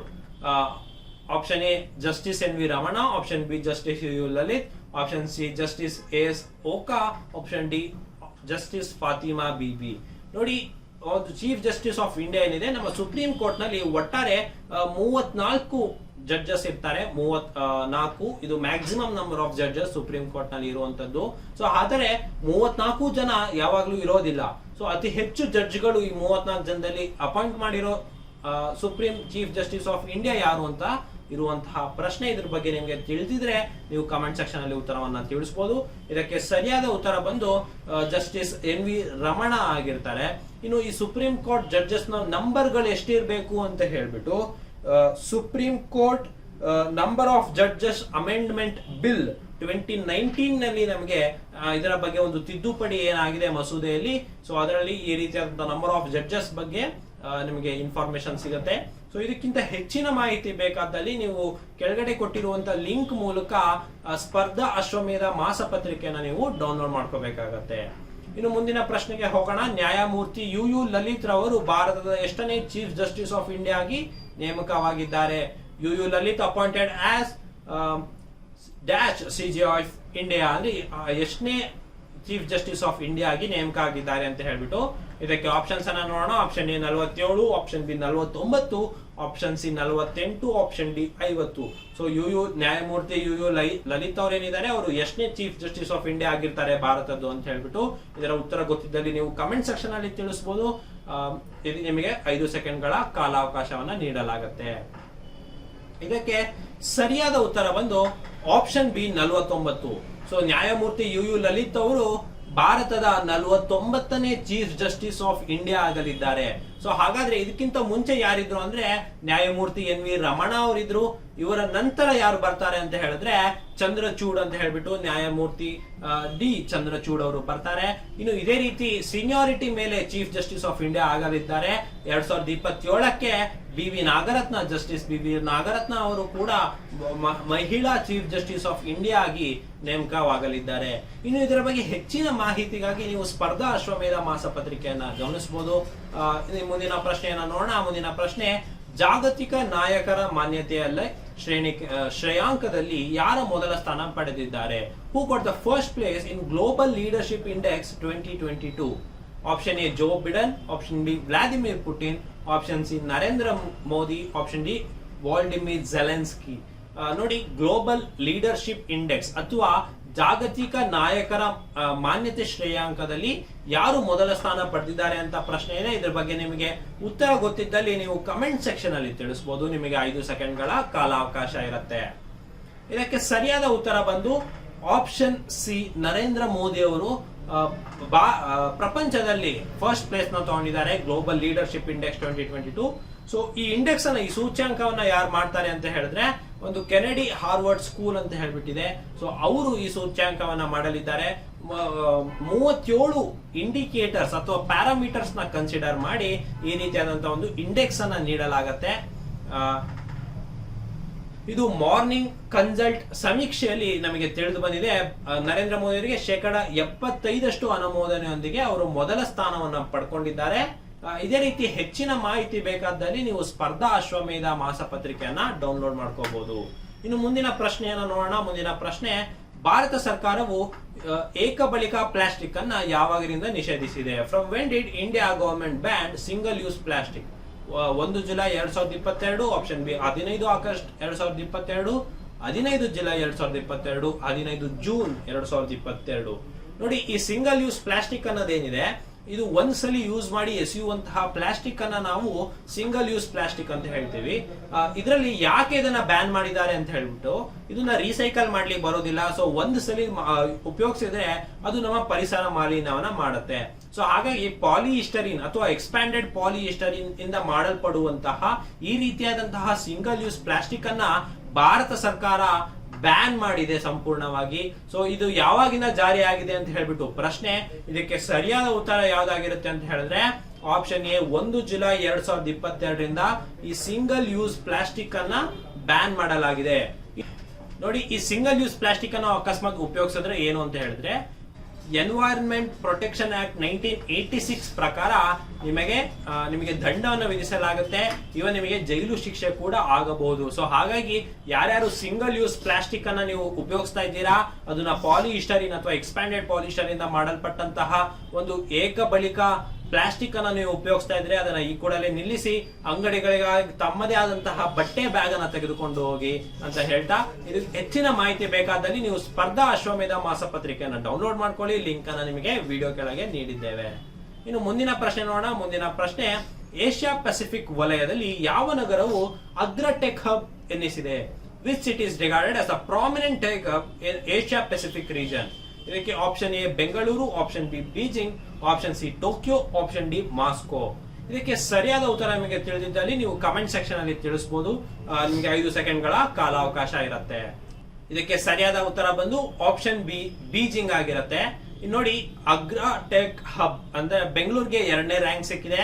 So so ಒಂದು ಏಷ್ಯಾ ಪೆಸಿಫಿಕ್ ರೀಜನ್ ಏನಿದೆ ಇದೊಂದು ತುಂಬಾ ಸ್ಟ್ರಾಟಜಿಕ್ ರೀಜನ್. ಈಗ ನಮ್ಮ ಸೌತ್ ಪೆಸಿಫಿಕ್ ರೀಜನ್ ಅಲ್ಲಿ ಹಲವಾರು ನಮ್ಮ ಯುರೋಪಿಯನ್ ಯೂನಿಯನ್ ಆಗಿರ್ಬೋದು, US ಆಗಿರ್ಬೋದು, ಚೈನಾ ಆಗಿರ್ಬೋದು, ಸೊ ಅದರ ಒಂದು ಜಿಯೋ ಪಾಲಿಟಿಕ್ಸ್ ನ ಮಾಡ್ತಾ ಇದೆ. ಸೊ ಅಂತಹ ಒಂದು ರೀಜನ್ ಅಲ್ಲಿ ಪ್ರಾಮಿನೆಂಟ್ ಟೆಕ್ನಿಕಲ್ ಹಬ್ ಆಗಿ ಯಾವುದು ಬೆಳವಣಿಗೆ ಆಗಿದೆ ಅಂತ ಹೇಳಿದ್ರೆ ಅದು ಬೀಜಿಂಗ್. ಎರಡನೇದು ನಮ್ಮ ಕರ್ನಾಟಕದ ಬೆಂಗಳೂರು ಆಗಿದೆ. ಸೊ ಇದ್ರ ಬಗ್ಗೆ ನಿಮಗೆ ತಿಳಿದಿರ್ಲಿ. ಮುಂದಿನ ಪ್ರಶ್ನೆಯನ್ನ ನೋಡೋಣ. 2022ರಲ್ಲಿ ಕನ್ನಡ ಸಾಹಿತ್ಯ ಸಮ್ಮೇಳನ ಎಲ್ಲಿ ನಡೆಯಲಿದೆ? ಕನ್ನಡ ಸಾಹಿತ್ಯ ಸಮ್ಮೇಳನ ಆಫ್ 2022 ವಿಲ್ ಬಿ ಹೆಲ್ಡ್ ಎಟ್ ಅಂತ ಹೇಳ್ಬಿಟ್ಟು option A Mysuru, option B Kodagu, option C Haveri, option D Dharwad.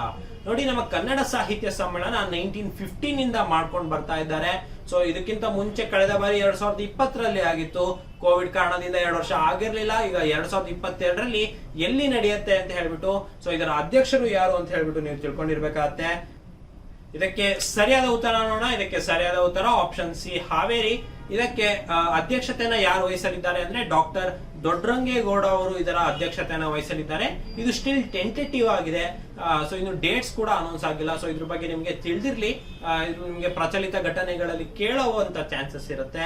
So ಇದ್ರ ಬಗ್ಗೆ ತಿಳಿದಿರ್ಲಿ ಅಂತ ಹೇಳ್ತಾ ಇನ್ನು ಮುಂದಿನ ಪ್ರಶ್ನೆಯನ್ನ ನೋಡೋಣ. ಮುಂದಿನ ಪ್ರಶ್ನೆ, ಇತ್ತೀಚೆಗೆ ಕರ್ನಾಟಕದ ಯಾವ ಜಿಲ್ಲೆಯಲ್ಲಿ ಆಫ್ರಿಕನ್ ಹಂದಿ ಜ್ವರ ಪತ್ತೆಯಾಗಿದೆ? Recently in which the following districts of Karnataka reported for African swine flu? ಅಂದ್ರೆ ಆಫ್ರಿಕನ್ ಹಂದಿ ಜ್ವರ ಅಂತ ಹೇಳ್ಬಿಟ್ಟು ಕರಿತೀವಿ. ಇದು ಕರ್ನಾಟಕದ ಯಾವ ರಾಜ್ಯದಲ್ಲಿ ಕಂಡು ಬಂದಿದೆ ಅಂತ ಹೇಳ್ಬಿಟ್ಟು option A Mysuru, option B Bengaluru Gramantara, option C Bidar, option D Davanagere. ನಿಮಗೆ ಉತ್ತರ ತಿಳಿದಿದ್ದಲ್ಲಿ ನೀವು ಕಮೆಂಟ್ ಸೆಕ್ಷನ್ ಅಲ್ಲಿ ತಿಳಿಸಿ. ನಿಮಗೆ 5 ಸೆಕೆಂಡ್ಗಳ ಕಾಲಾವಕಾಶ ಇರುತ್ತೆ. ಇದಕ್ಕೆ ಸರಿಯಾದ ಉತ್ತರ ಬಂದು ಆಪ್ಷನ್ ಬಿ ಬೆಂಗಳೂರು ಗ್ರಾಮಾಂತರ. ನೋಡಿ, ನಿಮಗೆ ಆಫ್ರಿಕನ್ ಹಂದಿ ಜ್ವರ ಅಥವಾ ಆಫ್ರಿಕನ್ ಸ್ವೈನ್ ಫೀವರ್ ಅಥವಾ ಸ್ವೈನ್ ಫ್ಲೂ ಅಂತ ಏನ್ ಕರೀತಾರೆ, ಇದು 1920s ಅಲ್ಲೇ ಸಹ ಕಂಡು ಬಂದಿತ್ತು. ಹಲವಾರು ಯುರೋಪ್, ಆಫ್ರಿಕಾ ದೇಶಗಳಲ್ಲಿ ಇದು ಇದೆ. ಇದು ಮನುಷ್ಯರಿಗೆ ತಾಗೋದಿಲ್ಲ. ಇದು ಕೇವಲ ಹಂದಿಗಳು ಅಥವಾ ವೈಲ್ಡ್ ಅನಿಮಲ್ಸ್ ಗೆ ತಾಗತ್ತೆ. ಸೊ ಇದರಿಂದ ಇದಕ್ಕೆ ಕ್ಯೂರ್ ಅನ್ನೋದಿಲ್ಲ. ಸೊ ಹಾಗಾಗಿ ಅಕಸ್ಮಾತ್ ಈ ಎಫೆಕ್ಟ್ ಆಗಿರುವಂತಹ ಪ್ರಾಣಿ ಮತ್ತೆ ಇದು ವೇಗವಾಗಿ ಹರಡುವ ಕಾರಣ ಕಲ್ಲಿಂಗ್ ಅಂತ ಮಾಡ್ತಾರೆ. ಸೊ ಈ ಕಲ್ಲಿಂಗ್ ಅನ್ನೋ ಒಂದು ಪ್ರೋಸೆಸ್ ಏನಿದೆ, ಇದೇನಂತ ಹೇಳಿದ್ರೆ ಅತಿ ಹೆಚ್ಚು ಪ್ರಾಣಿಗಳು ಯಾರ್ಯಾರು ಅಫೆಕ್ಟ್ ಆಗ್ತಾ ಇರ್ತಾರೆ ಅದನ್ನೆಲ್ಲ ಕೊಂದು ಹಾಕೋದು ಅಂತ ಹೇಳ್ತಾರೆ. ಸೊ ಅದು ಇವಾಗ ನಮ್ಮ ಕರ್ನಾಟಕದಲ್ಲಿ ಕಂಡು ಬಂದಿದೆ. ಬೆಂಗಳೂರು ಗ್ರಾಮಾಂತರ ಜಿಲ್ಲೆಯಲ್ಲಿ ಈ ಆಫ್ರಿಕನ್ ಹಂದಿ ಜ್ವರ ಅಥವಾ ಆಫ್ರಿಕನ್ ಸ್ವೈನ್ ಫೀವರ್ ಅಥವಾ ಫ್ಲೂ ಅನ್ನೋದನ್ನ ಕಂಡು ಬಂದಿದೆ. ಸೊ ಇದ್ರ ಬಗ್ಗೆ ಹೆಚ್ಚಿನ ಮಾಹಿತಿಗಾಗಿ ನೀವು ಸ್ಪರ್ಧಾ ಅಶ್ವಮೇಧ ಮಾಸ ಪತ್ರಿಕೆಯನ್ನ ಡೌನ್ಲೋಡ್ ಮಾಡ್ಕೊಳ್ಬಹುದು. ಲಿಂಕ್ ವಿಡಿಯೋ ಕೆಳಗೆ ಸಿಗತ್ತೆ.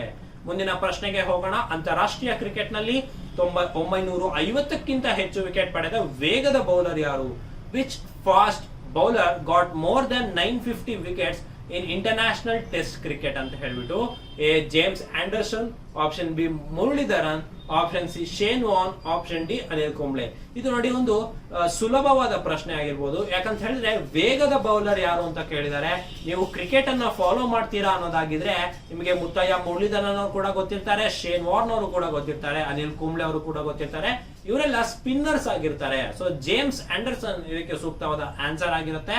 ಇವರು ಇಂಗ್ಲೆಂಡ್ ತಂಡದ ಕ್ರಿಕೆಟ್ ಆಟಗಾರ. ಸೊ ಇವರು ಟೆಸ್ಟ್ ಕ್ರಿಕೆಟ್ ನಲ್ಲಿ ಅಥವಾ ಟೆಸ್ಟ್ ಅಂತ ಒಂದು ಫಾರ್ಮ್ಯಾಟ್ ಏನಿದೆ ಕ್ರಿಕೆಟ್ ಅಲ್ಲಿ, ಸೊ ಅದರಲ್ಲಿ 950ಕ್ಕಿಂತ ಹೆಚ್ಚು ವಿಕೆಟ್ ಗಳನ್ನ ತೆಗೆದು ಒಂದು ದಾಖಲೆಯನ್ನು ನಿರ್ಮಿಸಿದ್ದಾರೆ. ಸೊ ಇದ್ರ ಬಗ್ಗೆ ನಿಮಗೆ ತಿಳಿದಿರ್ಲಿ. ಇದಕ್ಕಿಂತ ಹೆಚ್ಚು ಮಾಹಿತಿ ಬೇಕಿತ್ತು ಅಂದ್ರೆ ನೀವು ಸ್ಪರ್ಧಾ ಅಶ್ವಮೇಧ ಮ್ಯಾಗಝೀನ್ ಅನ್ನ ನೀವು ಡೌನ್ಲೋಡ್ ಮಾಡ್ಕೋಬೇಕಾಗತ್ತೆ. ಮುಂದಿನ ಪ್ರಶ್ನೆ ನೋಡೋಣ. ಮುಂದಿನ ಪ್ರಶ್ನೆ, ದೇಶದ ಮೊದಲ ಭೂಕಂಪ ಸ್ಮಾರಕವನ್ನ ಎಲ್ಲಿ ಸ್ಥಾಪಿಸಲಾಗಿದೆ?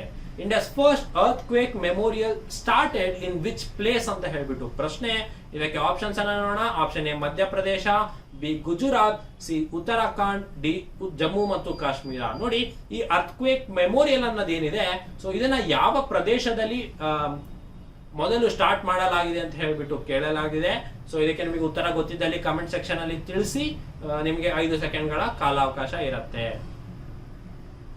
ಇದಕ್ಕೆ ಸರಿಯಾದ ಉತ್ತರ ನೋಡೋಣ. ಇದಕ್ಕೆ ಸರಿಯಾದ ಉತ್ತರ ಆಪ್ಷನ್ ಬಿ ಗುಜರಾತ್ ಆಗಿರುತ್ತೆ. ನೋಡಿ, 2001 ಜನವರಿ 24 ಕಚ್ ಜಿಲ್ಲೆಯಲ್ಲಿ ಸಂಭವಿಸಿದ ಭಾರಿ ಒಂದು ಭೂಕಂಪ ಏನಿತ್ತು ಅದರಲ್ಲಿ 13,000 ಜನರು ಮರಣನ ಹೊಂದಿದ್ರು. ಸೊ ಇದರಲ್ಲಿ ಇವರ ನೆನಪಿಗಾಗಿ ಒಂದು ಮೆಮೋರಿಯಲ್ ಅಥವಾ ಸ್ಮಾರಕವನ್ನ ಮಾಡ್ತಾ ಇದ್ದಾರೆ. ಸೊ ಇದು ಭಾರತದ ಮೊಟ್ಟ ಮೊದಲ ಭೂಕಂಪ ಸ್ಮಾರಕ ಅಂತ ಕರ್ಸ್ಕೊಳ್ಳುತ್ತೆ. ಸೊ ಇದು ಎಲ್ಲಿದೆ ಅಂತ ಹೇಳಿದ್ರೆ ಆಪ್ಷನ್ ಬಿ ಗುಜರಾತ್. ಇದ್ರ ಬಗ್ಗೆ ತಿಳಿದಿರ್ಲಿ ಅಂತ ಹೇಳ್ತಾ ಮುಂದಿನ ಪ್ರಶ್ನೆಯನ್ನ ನೋಡೋಣ. ಜಗತ್ತಿನ ಮೊದಲ ಹೈಡ್ರೋಜನ್ ಚಾಲಿತ ರೈಲು ಎಲ್ಲಿ ಪ್ರಾರಂಭಗೊಂಡಿದೆ? Where did world's first hydrogen train started ಅಂತ ಹೇಳ್ಬಿಟ್ಟು ನಿಮಗೆ ಆಪ್ಷನ್ಸ್ ನೋಡೋಣ. Option A Japan, option B America, option C Germany, option D Bharat. ನೋಡಿ, ಹೈಡ್ರೋಜನ್ ಟ್ರೈನ್ ನಾನು ನಿಮಗೆ ಆಗ್ಲೇ ಹೇಳಿದೆ, ಹೈಡ್ರೋಜನ್ ಫ್ಯೂಯಲ್ ಸೆಲ್ಸ್ ಅನ್ನ ಉಪಯೋಗಿಸಿದ್ರೆ ಅತ್ಯಂತ ಕಡಿಮೆ ಪ್ರಮಾಣದಲ್ಲಿ ನಮಗೆ ಪೊಲ್ಯೂಷನ್ ಆಗತ್ತೆ ಅಂತ. ಅದಕ್ಕೆ ಹೈಡ್ರೋಜನ್ ಫ್ಯೂಯಲ್ ಸೆಲ್ಸ್ ಇವಿಕ್ಕಿಂತ ಮುಂಚೂಣಿಯಲ್ಲಿ ನಡೀತಾ ಇದೆ. ಜಾಗತಿಕವಾಗಿ ನಾವೇನು ಪೊಲ್ಯೂಷನ್ ಅಥವಾ ಕಾರ್ಬನ್ ಎಮಿಷನ್ ನ ಕಮ್ಮಿ ಮಾಡಬೇಕು ಅಂತ ದೇಶಗಳು ಪ್ರಯತ್ನ ಮಾಡ್ತಿದೆ. ಸೊ ಅದಕ್ಕೆ ಸೂಕ್ತವಾದಂತಹ ಈ ಹೈಡ್ರೋಜನ್ ಟ್ರೈನ್ ಆಗಿದೆ. ಇದು ಪ್ರಪಂಚದಲ್ಲಿ ಮೊಟ್ಟ ಮೊದಲ ಬಾರಿಗೆ ಎಲ್ಲಿ ಬಂದಿದೆ ಅಂತ ಹೇಳಿದ್ರೆ ಆಪ್ಷನ್ ಸಿ ಜರ್ಮನಿಯಲ್ಲಿ ನಿಮಗೆ ವರ್ಲ್ಡ್ಸ್ ಫಸ್ಟ್ ಹೈಡ್ರೋಜನ್ ಟ್ರೈನ್ ಕಂಡು ಬರುತ್ತೆ. ಸೊ ಇದ್ರ ಬಗ್ಗೆ ಇನ್ನು ಹೆಚ್ಚಿನ ಮಾಹಿತಿ ಬೇಕಾದಲ್ಲಿ ನೀವು ಸ್ಪರ್ಧಾ ಅಶ್ವಮೇಧ ಮಾಸಪತ್ರಿಕೆಯನ್ನ ಡೌನ್ಲೋಡ್ ಮಾಡ್ಕೋಬೇಕು ಉಚಿತವಾಗಿ. ನಿಮಗೆ ಲಿಂಕ್ ಕೆಳಗೆ ಅದರ ಡೌನ್ಲೋಡ್ ಲಿಂಕ್ ಅನ್ನ ನೀಡಲಾಗಿರುತ್ತೆ. ಇನ್ನು ಮುಂದಿನ ಪ್ರಶ್ನೆ ನೋಡೋಣ. Supertech real estate company twin tower ಯಾವ ರಾಜ್ಯದಲ್ಲಿದೆ? Supertech real estate company twin tower is located in which state? ಇದು ನೋಡಿರ್ಬೋದು ನೀವು, ಕಳೆದ 1-2 ತಿಂಗಳ ಹಿಂದೆ ಒಂದು ಟ್ವಿನ್ ಟವರ್ ಅನ್ನ ಬೀಳಿಸಲಾಯಿತು. ಸೊ ಹಾಗಾಗಿ ಇದು ಪ್ರಚಲಿತ ಘಟನೆ ಆಗತ್ತೆ. ಸೊ ಇದು ಸುದ್ದಿಯಲ್ಲಿದೆ. ಆಪ್ಷನ್ ಎ ಉತ್ತರ Pradesh, option B Uttarakhand, option C Delhi, option D Rajasthan. ನೋಡಿ, ಈ ರೀತಿಯಾದಂತಹ ಪ್ರಶ್ನೆ ನಿಮಗೆ ಎಕ್ಸಾಮ್ ನಲ್ಲಿ ಕಂಡು ಬರುತ್ತೆ. ಸೊ ಆ ಟ್ವಿನ್ ಟವರ್ ಬಗ್ಗೆ ನಿಮಗೆ ಗೊತ್ತಿತ್ತು, ಅದ ಬೀಳ್ಸೋದನ್ನ ಕೂಡ ನೀವು ನೋಡಿರ್ತೀರಾ ಯೂಟ್ಯೂಬ್ ಗಳಲ್ಲಿ. ಸೊ ಅದು ಯಾವ ರಾಜ್ಯದಲ್ಲಿದೆ ಅಂತ ಹೇಳ್ಬಿಟ್ಟು ಪ್ರಶ್ನೆ. ಇದಕ್ಕೆ ಸರಿಯಾದ ಉತ್ತರ ಬಂದು ಆಪ್ಷನ್ ಎ ಉತ್ತರ ಪ್ರದೇಶದಲ್ಲಿದೆ. ನೋಡಿ, ಈ ರೀತಿಯಾದಂತಹ ಒಂದು ಕಟ್ಟಡ, ಒಂದು ದೊಡ್ಡ ಕಟ್ಟಡವನ್ನ ಬೀಳಿಸಬೇಕಾದ್ರೆ ಎಷ್ಟು ಪ್ರಿಕಾಷನರಿ ಮೆಜರ್ ಅನ್ನ ತಗೊಳ್ಬೇಕಾಗತ್ತೆ ಅಂತ ಹೇಳ್ಬಿಟ್ಟು ನೀವು ಆ ಇನ್ಸಿಡೆಂಟ್ ಅಲ್ಲಿ ನೀವು ನೋಡಿರ್ತೀರಾ. ಸೊ ಅದರಲ್ಲಿ ಇರುವಂತಹ ವಾಸಿಗಳನ್ನ ನೀವು ಮೊದಲು ತೆರವು ಮಾಡಲಾಯಿತು. ನಂತರ ಒಂದು ಸೈಂಟಿಫಿಕ್ ಪ್ರೋಸೆಸ್ ಆಗಿ ಅದನ್ನ ಬೀಳಿಸಲಾಯಿತು ಆ ಟ್ವಿನ್ ಟವರ್ ನ. ಅದು ಉತ್ತರ ಪ್ರದೇಶದಲ್ಲಿ ಕಂಡು ಬರುತ್ತೆ. ಮುಂದಿನ ಪ್ರಶ್ನೆಯನ್ನ ನೋಡೋಣ. ಆರ್ಟಿಮಿಸ್ ಯೋಜನೆ ಯಾವ ಸಂಸ್ಥೆಗೆ ಸಂಬಂಧಿಸಿದೆ? Artemis project is related in which organisation ಅಂತ ಹೇಳ್ಬಿಟ್ಟು ಇದಕ್ಕೆ options. Option A DRDO, option B ISRO, option C NASA, option D government of India. ನೋಡಿ, ನಿಮಗೆ ಉತ್ತರ ಗೊತ್ತಿದ್ದಲ್ಲಿ ನೀವು ಕಮೆಂಟ್ ಸೆಕ್ಷನ್ ಅಲ್ಲಿ ಉತ್ತರವನ್ನು ತಿಳಿಸಬಹುದು. ನಿಮಗೆ 5 ಸೆಕೆಂಡ್ಗಳ ಕಾಲಾವಕಾಶ ಇರುತ್ತೆ.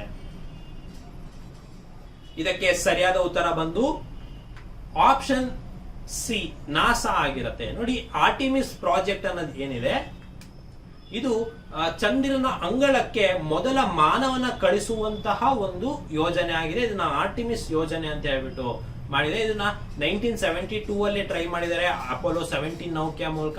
ಈಗ 50 ವರ್ಷಗಳ ಬಳಿಕ ನಾಸಾ ಇಂಥದ್ದೇ ಆದಂತಹ ಒಂದು ಪ್ರಾಜೆಕ್ಟ್ ನ ತಂದಿದೆ. ಇದಕ್ಕೆ ಆರ್ಟಿಮಿಸ್ ಪ್ರಾಜೆಕ್ಟ್ ಅಂತ ಕರೆದಿದೆ. ಸೊ ಇದ್ರ ಬಗ್ಗೆ ನಿಮಗೆ ತಿಳಿದಿರ್ಲಿ. ಹೆಚ್ಚಿನ ಮಾಹಿತಿ ಬೇಕಾದಲ್ಲಿ ನೀವು ಸ್ಪರ್ಧಾ ಅಶ್ವಮೇಧ ಮಾಸಿಕ ಪತ್ರಿಕೆಯನ್ನ ಉಚಿತವಾಗಿ ಡೌನ್ಲೋಡ್ ಮಾಡ್ಕೋಬಹುದು. ಮುಂದಿನ ಪ್ರಶ್ನೆಯನ್ನ ನೋಡೋಣ. ಕೆಳಗಿನ ಯಾವ ರಾಜ್ಯವು ಆತ್ಮಹತ್ಯೆ ಪ್ರಕರಣಗಳಲ್ಲಿ ಪ್ರಥಮ ಸ್ಥಾನ ಪಡೆದಿದೆ? Which of the following state place first in suicide cases? Option A Maharashtra, option B Karnataka, option C Goa, option D Kerala. ನೋಡಿ, ಅತಿ ಹೆಚ್ಚು ಸೂಸೈಡ್ ಕೇಸ್ ಅಥವಾ ಆತ್ಮಹತ್ಯೆ ಪ್ರಕರಣಗಳು ಯಾವ ರಾಜ್ಯದಲ್ಲಿ ಕಂಡು ಬರುತ್ತೆ ಅಂತ ಹೇಳ್ಬಿಟ್ಟು ಪ್ರಶ್ನೆ ಇದೆ. ನಿಮಗೆ ಉತ್ತರ ತಿಳಿದಿದ್ದಲ್ಲಿ ನೀವು ಕಮೆಂಟ್ ಸೆಕ್ಷನ್ ಅಲ್ಲಿ ತಿಳಿಸಬಹುದು. ಇದಕ್ಕೆ ಸರಿಯಾದ ಉತ್ತರ ಯಾವುದು ಅಂತ ಹೇಳಿದ್ರೆ ಆಪ್ಷನ್ ಎ ಮಹಾರಾಷ್ಟ್ರ. ನೋಡಿ, ಇದು ಒಂದು ದುಃಖಕರ ಸಂಗತಿ. ಅತಿ ಹೆಚ್ಚು ಆತ್ಮಹತ್ಯೆ ಪ್ರಕರಣಗಳು ಮಹಾರಾಷ್ಟ್ರ ರಾಜ್ಯದಲ್ಲಿ ಕಂಡು ಬರ್ತಾ ಇದೆ.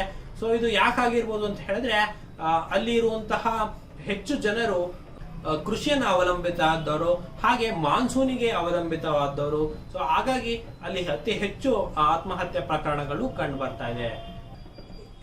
ಇನ್ನೊಂದೇನು ದುಃಖಕರ ಸಂಗತಿ ಅಂತ ಹೇಳಿದ್ರೆ ಈ ವರ್ಷದಲ್ಲಿ ಕಳೆದ ವರ್ಷಕ್ಕಿಂತ 7.2% ಏರಿಕೆ ಆಗಿದೆ ಆತ್ಮಹತ್ಯೆ ಪ್ರಕರಣಗಳಲ್ಲಿ. ಹಾಗಾದ್ರೆ 2ನೇ ಸ್ಥಾನ ತಮಿಳುನಾಡುಗಿದೆ, 3ನೇ ಸ್ಥಾನ ಮಧ್ಯಪ್ರದೇಶಗಿದೆ, 4ನೇ ಸ್ಥಾನ ಪಶ್ಚಿಮ ಬಂಗಾಳದಲ್ಲಿದೆ. ನಮ್ಮ ಕರ್ನಾಟಕ ಅತಿ ಹೆಚ್ಚು ಆತ್ಮಹತ್ಯೆ ಪ್ರಕರಣ ಕೇಸ್ಗಳಲ್ಲಿ 5ನೇ ಸ್ಥಾನದಲ್ಲಿ ಕಂಡು ಬರುತ್ತೆ. ಇದ್ರ ಬಗ್ಗೆ ನಿಮಗೆ ತಿಳಿದಿರ್ಲಿ ಅಂತ ಹೇಳ್ತಾ ಮುಂದಿನ ಪ್ರಶ್ನೆ ನೋಡೋಣ. ಸಾತ್ವಿಕ್ ಸಾಯಿರಾಜ್, ರಾಂಕಿರೆಡ್ಡಿ ಮತ್ತು ಚಿರಾಗ್ ಶೆಟ್ಟಿ ಯಾವ ಕ್ರೀಡೆಗೆ ಸಂಬಂಧಿಸಿದ್ದಾರೆ? Satwik Sairaj, Rankireddy and Chirag Shetty are related with which sports ಅಂತ ಹೇಳ್ಬಿಟ್ಟು option A kabaddi, B judo, C badminton, tennis ಆಗಿರುತ್ತೆ. ಸೊ ಇದಕ್ಕೆ ನಿಮಗೆ ಉತ್ತರ ಗೊತ್ತಿದ್ದಲ್ಲಿ ಅವರು ಯಾವ ಕ್ರೀಡೆಗೆ ಸಂಬಂಧಿಸಿದಾರೆ ಅಂತ ಹೇಳ್ಬಿಟ್ಟು ನೀವು ಕಮೆಂಟ್ ಸೆಕ್ಷನ್ ಅಲ್ಲಿ ತಿಳಿಸಬಹುದಾಗಿರುತ್ತೆ. ನಿಮ್ಗೆ 5 ಸೆಕೆಂಡ್ಗಳ ಕಾಲಾವಕಾಶ ಇರುತ್ತೆ.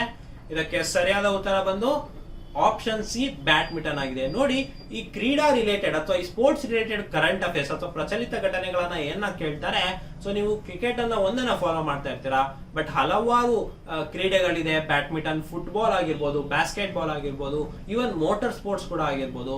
ಸೊ ಇದರಲ್ಲಿ ನಮ್ಮ ಭಾರತದ ಕ್ರೀಡಾಪಟುಗಳು ಯಾರ್ಯಾರು, ಹಾಗೆ ಡೊಮೆಸ್ಟಿಕ್ ಟೂರ್ನಮೆಂಟ್ಸ್ ಗಳು ಯಾವ್ಯಾವ್ದಿದೆ, ಇಂಟರ್ನ್ಯಾಷನಲ್ ಟೂರ್ನಮೆಂಟ್ಸ್ ಗಳು ಯಾವ್ಯಾವ್ದಿದೆ, ಸೊ ಅದರಲ್ಲಿ ಯಾರು ಗೆದ್ದಿದ್ದಾರೆ, ಈ ರೀತಿಯಾದಂತಹ ವಿಚಾರಗಳು ನಿಮಗೆ ತಿಳಿದಿತ್ತು ಅಂತ ಹೇಳಿದ್ರೆ ಈ ಸ್ಪೋರ್ಟ್ಸ್ ಸೆಕ್ಷನ್ ಅಲ್ಲಿ ನೀಡುವಂತಹ ಕರೆಂಟ್ ಅಫೇರ್ಸ್ ನ ನೀವು ಈಸಿಯಾಗಿ ಕ್ರ್ಯಾಕ್ ಮಾಡಬಹುದಾಗಿರುತ್ತೆ. ಇನ್ನು ಮುಂದಿನ ಪ್ರಶ್ನೆಗೆ ಹೋಗೋಣ. ವಿಶ್ವದ ಮೊದಲ ಸಿಂಥೆಟಿಕ್ ಭ್ರೂಣವನ್ನ ಯಾವ ವಿಶ್ವವಿದ್ಯಾನಿಲಯದ ವಿಜ್ಞಾನಿಗಳು ಅಭಿವೃದ್ಧಿ ಪಡಿಸಿದ್ದಾರೆ? Which university scientist develop the world's first synthetic embryo ಅಂತ ಹೇಳ್ಬಿಟ್ಟು. ಇದಕ್ಕೆ ಆಪ್ಷನ್ಸ್ ನೋಡೋಣ. ಆಪ್ಷನ್ ಸಿ ಕೇಂಬ್ರಿಡ್ಜ್ ವಿಶ್ವವಿದ್ಯಾನಿಲಯ, ಆಪ್ಷನ್ ಬಿ ಬೆಂಗಳೂರು ವಿಶ್ವವಿದ್ಯಾನಿಲಯ, ಆಪ್ಷನ್ ಸಿ ಹಾರ್ವರ್ಡ್ ವಿಶ್ವವಿದ್ಯಾನಿಲಯ, ಆಪ್ಷನ್ ಡಿ ಮ್ಯಾಸಚೂಸೆಟ್ಸ್ ವಿಶ್ವವಿದ್ಯಾನಿಲಯ.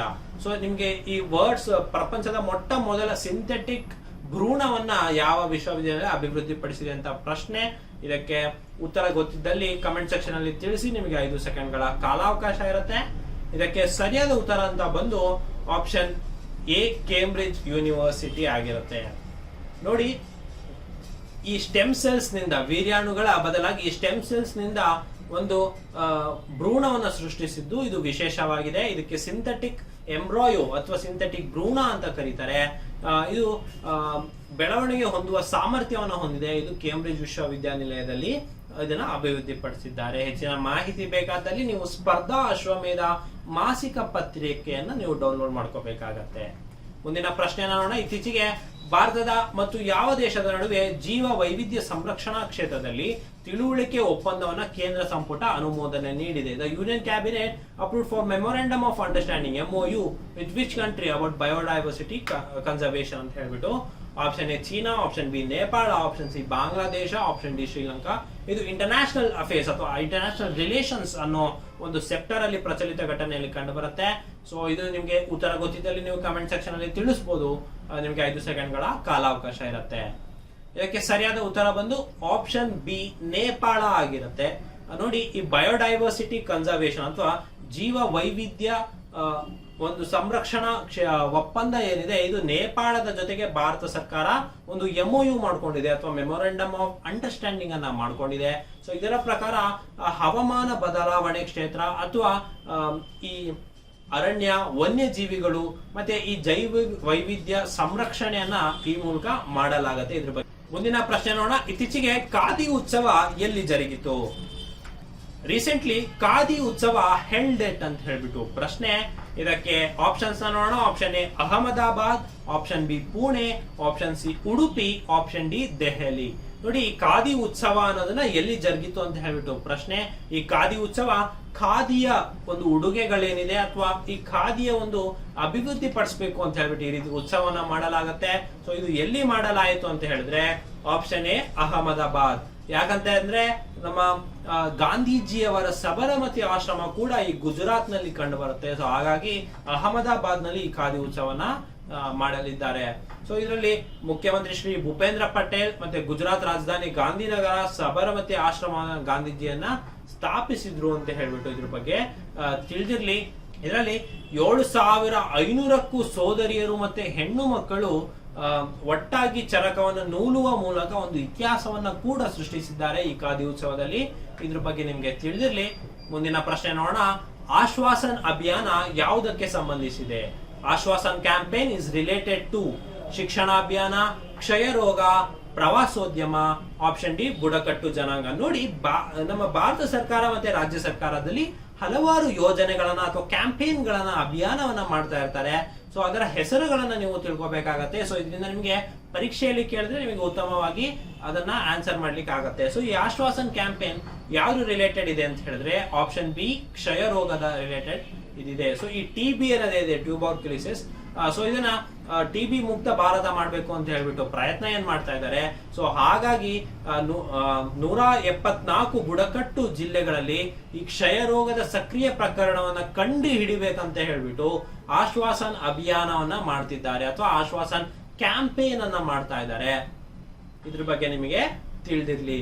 ಇನ್ನು ಮುಂದಿನ ಪ್ರಶ್ನೆಯನ್ನ ನೋಡೋಣ. ಮುಂದಿನ ಪ್ರಶ್ನೆ, ಕರ್ನಾಟಕದ ಎಷ್ಟು ಜಿಲ್ಲೆಗಳಲ್ಲಿ ರಜತ ಸಂಭ್ರಮವನ್ನ ಇತ್ತೀಚೆಗೆ ಪೂರೈಸಿವೆ? Recently how many districts of Karnataka have completed silver jubilee celebrations? ನೋಡಿ, ಇದೊಂದು ಟ್ರಿಕಿ ಕ್ವಶನ್. ಯಾಕಂತ ಹೇಳಿದ್ರೆ ನಮ್ಮ ಕರ್ನಾಟಕ ರೂಪುಗೊಂಡಿದ್ದು ಯಾವಾಗ ಅಂತ ಹೇಳಿದ್ರೆ ನಿಮಗೆ ಅದೆಲ್ಲ ಗೊತ್ತು. ಮೈಸೂರು ಇದ್ದಿದ್ದು ಕರ್ನಾಟಕ ಆಯ್ತು, ನಾವು ಕರ್ನಾಟಕ ರಾಜ್ಯೋತ್ಸವವನ್ನ ಕೂಡ ಆಚರಿಸ್ತೀವಿ. ಸೊ ಅದರ ಒಂದು ಬೇಸಿಸ್ ಮೇಲೆ ಎಷ್ಟು ಜಿಲ್ಲೆಗಳು ಒಂದು ರಜತ ಸಂಭ್ರಮವನ್ನ ಮಾಡ್ಕೊಂಡಿದೆ. ಮತ್ತೆ ನಿಮ್ಗೆ ಕರ್ನಾಟಕ ಇತಿಹಾಸ ನಿಮಗೆ ಗೊತ್ತಿತ್ತು ಅಂದ್ರೆ 1997 ವರೆಗೆ ದಾವಣಗೆರೆ ಜಿಲ್ಲೆ ಕೂಡ ಇರಲಿಲ್ಲ. 2007ರವರೆಗೆ ಹಲವಾರು ಜಿಲ್ಲೆಗಳಿರಲಿಲ್ಲ. ಈಗ 2021ರಲ್ಲಿ ವಿಜಯನಗರ ಜಿಲ್ಲೆ ಕೂಡ ಸ್ಥಾಪನೆ ಆಯಿತು. ಸೊ ಹಾಗಾಗಿ ನಿಮಗೆ ಇದು ಎಷ್ಟು ಜಿಲ್ಲೆಗಳಿದೆ ಅಂತ ಹೇಳ್ಬಿಟ್ಟು ಪ್ರಶ್ನೆ. ಇದಕ್ಕೆ option A 25, option B 8, option C 7, option D 14. ಇದಕ್ಕೆ ಸರಿಯಾದ ಉತ್ತರ ಬಂದು ಆಪ್ಷನ್ ಸಿ 7. ಇದು 25 ವರ್ಷಕ್ಕೂ ಹೆಚ್ಚು ವರ್ಷವನ್ನ ಇದು ಪ್ರಾರಂಭಗೊಂಡಿದೆ. ನೋಡಿ, ಪ್ರಶ್ನೆಯಲ್ಲಿ ನೀವು ಗಮನಿಸಬೇಕು, ಇತ್ತೀಚೆಗೆ ಪೂರೈಸಿವೆ ಅಂತ ಹೇಳ್ಬಿಟ್ಟು. ನೋಡಿ, ಹಾಗಾಗಿ 1997 ನಲ್ಲಿ ಸ್ಥಾಪನೆ ಆದ 7 ಜಿಲ್ಲೆಗಳೇನಿದೆ, ಉದಯವಾದ 7 ಜಿಲ್ಲೆಗಳೇನಿದೆ, ಸೊ ಅವು ಇತ್ತೀಚೆಗೆ 25 ವರ್ಷದ ಅಥವಾ ರಜತ ಸಂಭ್ರಮವನ್ನ ಮಾಡಿಕೊಳ್ತು. ಇದ್ರ ಬಗ್ಗೆ ನಿಮ್ಗೆ ತಿಳಿದಿರಲಿ. ಹೆಚ್ಚಿನ ಮಾಹಿತಿ ಬೇಕಾದಲ್ಲಿ ನೀವು ಸ್ಪರ್ಧಾ ಅಶ್ವಮೇಧ ಅನ್ನೋ ಮಾಸಪತ್ರಿಕೆಯನ್ನ ನೀವು ಡೌನ್ಲೋಡ್ ಮಾಡ್ಕೋಬೇಕಾಗತ್ತೆ. ಮುಂದಿನ ಪ್ರಶ್ನೆ ನೋಡೋಣ. ದೇಶದ ಅತಿದೊಡ್ಡ ಖಾಸಗಿ ಆಸ್ಪತ್ರೆ ಇರುವುದು ಯಾವ ರಾಜ್ಯದಲ್ಲಿ? Where is the largest private hospital in India located? ಆಯ್ಕೆಗಳನ್ನ ನೋಡೋಣ. Option A Rajasthan, option B Gujarat, option C Karnataka, option D Haryana. ನಿಮಗೆ ಉತ್ತರ ಗೊತ್ತಿದ್ದಲ್ಲಿ ನೀವು ಕಮೆಂಟ್ ಸೆಕ್ಷನ್ ಅಲ್ಲಿ ತಿಳಿಸಿ. ನಿಮಗೆ 5 ಸೆಕೆಂಡ್ಗಳ ಕಾಲಾವಕಾಶ ಇರುತ್ತೆ. ಇದಕ್ಕೆ ಸರಿಯಾದ ಉತ್ತರ ಆಪ್ಷನ್ ಡಿ ಹರಿಯಾಣ. ನೋಡಿ, ಹರಿಯಾಣದಲ್ಲಿ ಫರೀದಾಬಾದ್ ಅಂತ ಹೇಳ್ಬಿಟ್ಟಿದೆ. ಈ ಫರೀದಾಬಾದ್ ಅನ್ನೋದೇನಿದೆ, ಇದರಲ್ಲಿ ಒಂದು ಅಮೃತ ಆಸ್ಪತ್ರೆ ಅಂತ ಹೇಳ್ಬಿಟ್ಟಿದೆ. ಇದು ಏಷ್ಯಾದಲ್ಲೇ ಅತಿ ದೊಡ್ಡ ಖಾಸಗಿ ಆಸ್ಪತ್ರೆಯಾಗಿದೆ. ಸೊ ಇದನ್ನ ಮಾತಾ ಅಮೃತಾನಂದಮಾಯಿ ಮಠದ ಒಂದು ಆಸ್ಪತ್ರೆ ಆಗಿದೆ. ಸೊ ಇದು ಭಾರತದ ಅತಿ ದೊಡ್ಡ ಪ್ರೈವೇಟ್ ಹಾಸ್ಪಿಟಲ್ ಅಂತ ಕೂಡ ಕರ್ಸ್ಕೊಳ್ಳುತ್ತೆ. ಸೊ ಇದ್ರ ಬಗ್ಗೆ ನಿಮ್ಗೆ ತಿಳಿದಿರ್ಲಿ ಅಂತ ಹೇಳ್ತಾ ಮುಂದಿನ ಪ್ರಶ್ನೆಯನ್ನ ನೋಡೋಣ. ಮುಂದಿನ ಪ್ರಶ್ನೆ, ಇತ್ತೀಚೆಗೆ ಭಾರತವು ಈ ಕೆಳಕಂಡ ಯಾವ ದೇಶದ ಜೊತೆಯಲ್ಲಿ ಸಾಗರ ಪಾಲುದಾರ ವ್ಯಾಯಾಮ ಮ್ಯಾರಿಟೈಮ್ ಪಾರ್ಟ್ನರ್ಶಿಪ್ ಎಕ್ಸರ್ಸೈಸ್ ಅನ್ನು ಆಯೋಜಿಸಿತ್ತು? Recently with which country did India sponsored maritime partnership exercise? ಇದಕ್ಕೆ ಆಯ್ಕೆಗಳನ್ನ ನೋಡೋಣ. ಆಯ್ಕೆ A Japan, B Germany, C Canada, D Australia.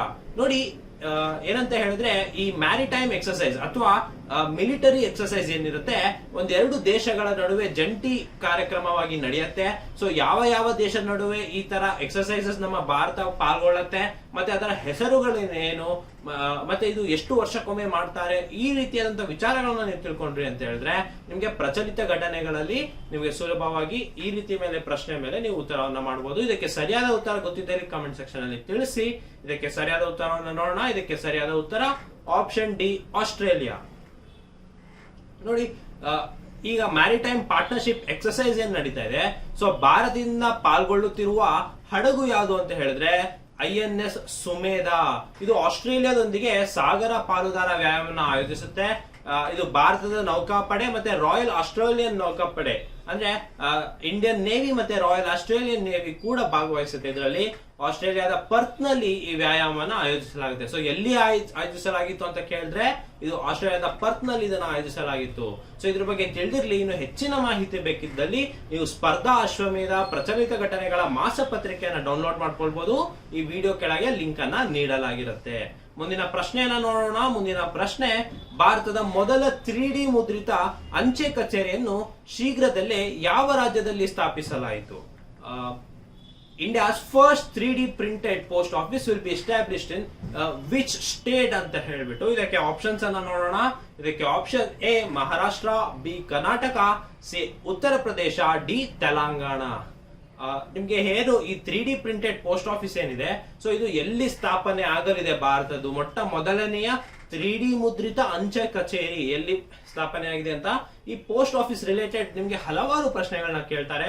For example, ಅತಿ ಉದ್ದದ ಅಥವಾ ಅತಿ ಎತ್ತರದ ಪೋಸ್ಟ್ ಆಫೀಸ್ ಯಾವ ರಾಜ್ಯದಲ್ಲಿದೆ, ಅಥವಾ ಸಮುದ್ರ ಅಥವಾ ನದಿಯ ಮಧ್ಯದಲ್ಲಿರುವಂತಹ ತೇಲುತ್ತಿರುವ ಪೋಸ್ಟ್ ಆಫೀಸ್ ಯಾವ ರಾಜ್ಯದಲ್ಲಿದೆ, ಈ ರೀತಿಯಾದಂತಹ ಪ್ರಶ್ನೆಗಳು ನಿಮಗೆ ಕೇಳುವ ಚಾನ್ಸಸ್ ಇರುತ್ತೆ. ಸೊ ಇದು 3D ಪ್ರಿಂಟೆಡ್ ಪೋಸ್ಟ್ ಆಫೀಸ್ ಎಲ್ಲಿದೆ ಅಂತ ಹೇಳ್ಬಿಟ್ಟು ಇದಕ್ಕೆ ಸರಿಯಾದ ಉತ್ತರ ಆಪ್ಷನ್ ಬಿ, ಕರ್ನಾಟಕ. ಹೌದು ಸ್ನೇಹಿತರೆ, ಕರ್ನಾಟಕದಲ್ಲಿ ಬೆಂಗಳೂರಿನಲ್ಲಿ ಈ 3D ಮುದ್ರಿತ ಅಂಚೆ ಕಚೇರಿಯನ್ನ ನಿರ್ಮಿಸಬೇಕಂತ ಹೇಳ್ಬಿಟ್ಟು LNT ಅಥವಾ ಲಾರೆನ್ಸ್ ಅಂಡ್ ಟೂಬ್ರೋ ಕಂಪನಿಯವರು ಇದನ್ನ ನಿರ್ಮಿಸ್ತಾ ಇದ್ದಾರೆ. ಇದ್ರ ಬಗ್ಗೆ ನಿಮಗೆ ಮಾಹಿತಿ ತಿಳಿದಿರಲಿ ಅಂತ ಹೇಳ್ತಾ ಮುಂದಿನ ಪ್ರಶ್ನೆಗೆ ಹೋಗೋಣ.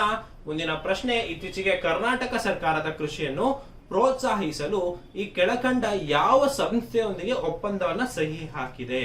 Recently government of Karnataka signed agreement which of the following institution to promote agriculture? So ಆಯ್ಕೆಗಳನ್ನ ನೋಡೋಣ. ಆಯ್ಕೆಗಳು ಅಗಾರಾಮ್ ಫೌಂಡೇಶನ್, ಸೃಜನಿಕಾ ಫೌಂಡೇಶನ್, ಗ್ರಾಮ ವಿಕಾಸ್ ಹಾಗೆ ಈಶಾ ಫೌಂಡೇಶನ್. ಸೊ ಯಾವ ಫೌಂಡೇಶನ್, ಈ ರೀತಿ MOU ಅಥವಾ ಒಪ್ಪಂದ ಏನಾಗ್ತಾ ಇರುತ್ತೆ ಸರ್ಕಾರಗಳ ಜೊತೆಗೆ, ಸೊ ಅದನ್ನ ನೀವು ಗಮನದಲ್ಲಿಡಬೇಕಾಗತ್ತೆ. ಯಾಕಂತ ಹೇಳಿದ್ರೆ ಒಂದು ಮೂಲ ಸೌಕರ್ಯ ಅಥವಾ ಏನು ಅಗ್ರಿಕಲ್ಚರ್ ಆಗಿರ್ಬೋದು, ಯಾವುದೇ ಸೆಕ್ಟರ್ಗೆ ಯಾವ ಕಂಪನಿ ಜೊತೆಗೆ ಇದು ಸಹಕಾರವನ್ನ ತೆಗೆದುಕೊಂಡಿದೆ ಅಂತ ಹೇಳ್ಬಿಟ್ಟು ನೀವು ತಿಳ್ಕೊಂತು ಅಂದ್ರೆ ನೀವು ಪ್ರಚಲಿತ ಘಟನೆಗಳಲ್ಲಿ ಸೂಕ್ತವಾಗಿ ಉತ್ತರವನ್ನ ನೀಡಬಹುದು. ಇದಕ್ಕೆ ಸರಿಯಾದ ಉತ್ತರ ಬಂದು ಆಪ್ಷನ್ ಡಿ, ಈಶಾ ಫೌಂಡೇಶನ್ ಆಗಿರುತ್ತೆ. ಇನ್ನು ಈಶಾ ಫೌಂಡೇಶನ್ ನಿಮಗೆ ಗೊತ್ತು, ಸೇವ್ ಸಾಯಿಲ್ ಅಂತ ಹೇಳ್ಬಿಟ್ಟು ಒಂದು ಕ್ಯಾಂಪೇನ್ ಅನ್ನ ಮಾಡಿತ್ತು. ಸೊ ಈ ಮಣ್ಣು ಉಳಿಸಿ ಅನ್ನೋ ಏನ್ ಅಭಿಯಾನ ಏನಿದೆ, ಸೊ ಇದಕ್ಕಾಗಿ ಕರ್ನಾಟಕ ಸರ್ಕಾರ ಒಪ್ಪಂದಕ್ಕೆ ಸಹಿ ಹಾಕಿದೆ. ಈ ಈಶಾ ಫೌಂಡೇಶನ್ ಏನಿದೆ ಇದು ಕೊಯಂಬತ್ತೂರಲ್ಲಿದೆ. ಜಗ್ಗು ವಾಸುದೇವ ಅಥವಾ ಸದ್ಗುರು ಅಂತ ಏನ್ ಕರೀತಾರೆ, ಸೊ ಅವರು ಇದನ್ನ 1992 ಅಲ್ಲಿ ಇದನ್ನ ಸ್ಥಾಪಿಸಿದ್ರು ಈಶಾ ಫೌಂಡೇಶನ್. ಅವರು ತಮ್ಮ ಸೇವ್ ಸಾಯಿಲ್ ಕ್ಯಾಂಪೇನಿಂಗ್ ಮೂಲಕ ಹಲವಾರು ದೇಶಗಳು ಹಾಗೂ ರಾಜ್ಯಗಳ ಒಡನೆ ಈ ರೀತಿಯಾದಂತಹ ಒಂದು MOU ಅಥವಾ ಒಂದು ಒಪ್ಪಂದವನ್ನ ಸಹಿ ಹಾಕಿದ್ದಾರೆ. ಸೊ ಇದು ಕರ್ನಾಟಕದಲ್ಲಿ ಅಗ್ರಿಕಲ್ಚರ್ ಅನ್ನ ಪ್ರಮೋಟ್ ಮಾಡುತ್ತೆ. ಸೊ ಮುಂದಿನ ಪ್ರಶ್ನೆಯನ್ನ ನೋಡೋಣ. ಮುಂದಿನ ಪ್ರಶ್ನೆ, ಈ ಕೆಳಕಂಡ ಯಾರನ್ನು DRDOದ ನೂತನ ಅಧ್ಯಕ್ಷರನ್ನಾಗಿ ನೇಮಕ ಮಾಡಲಾಗಿದೆ?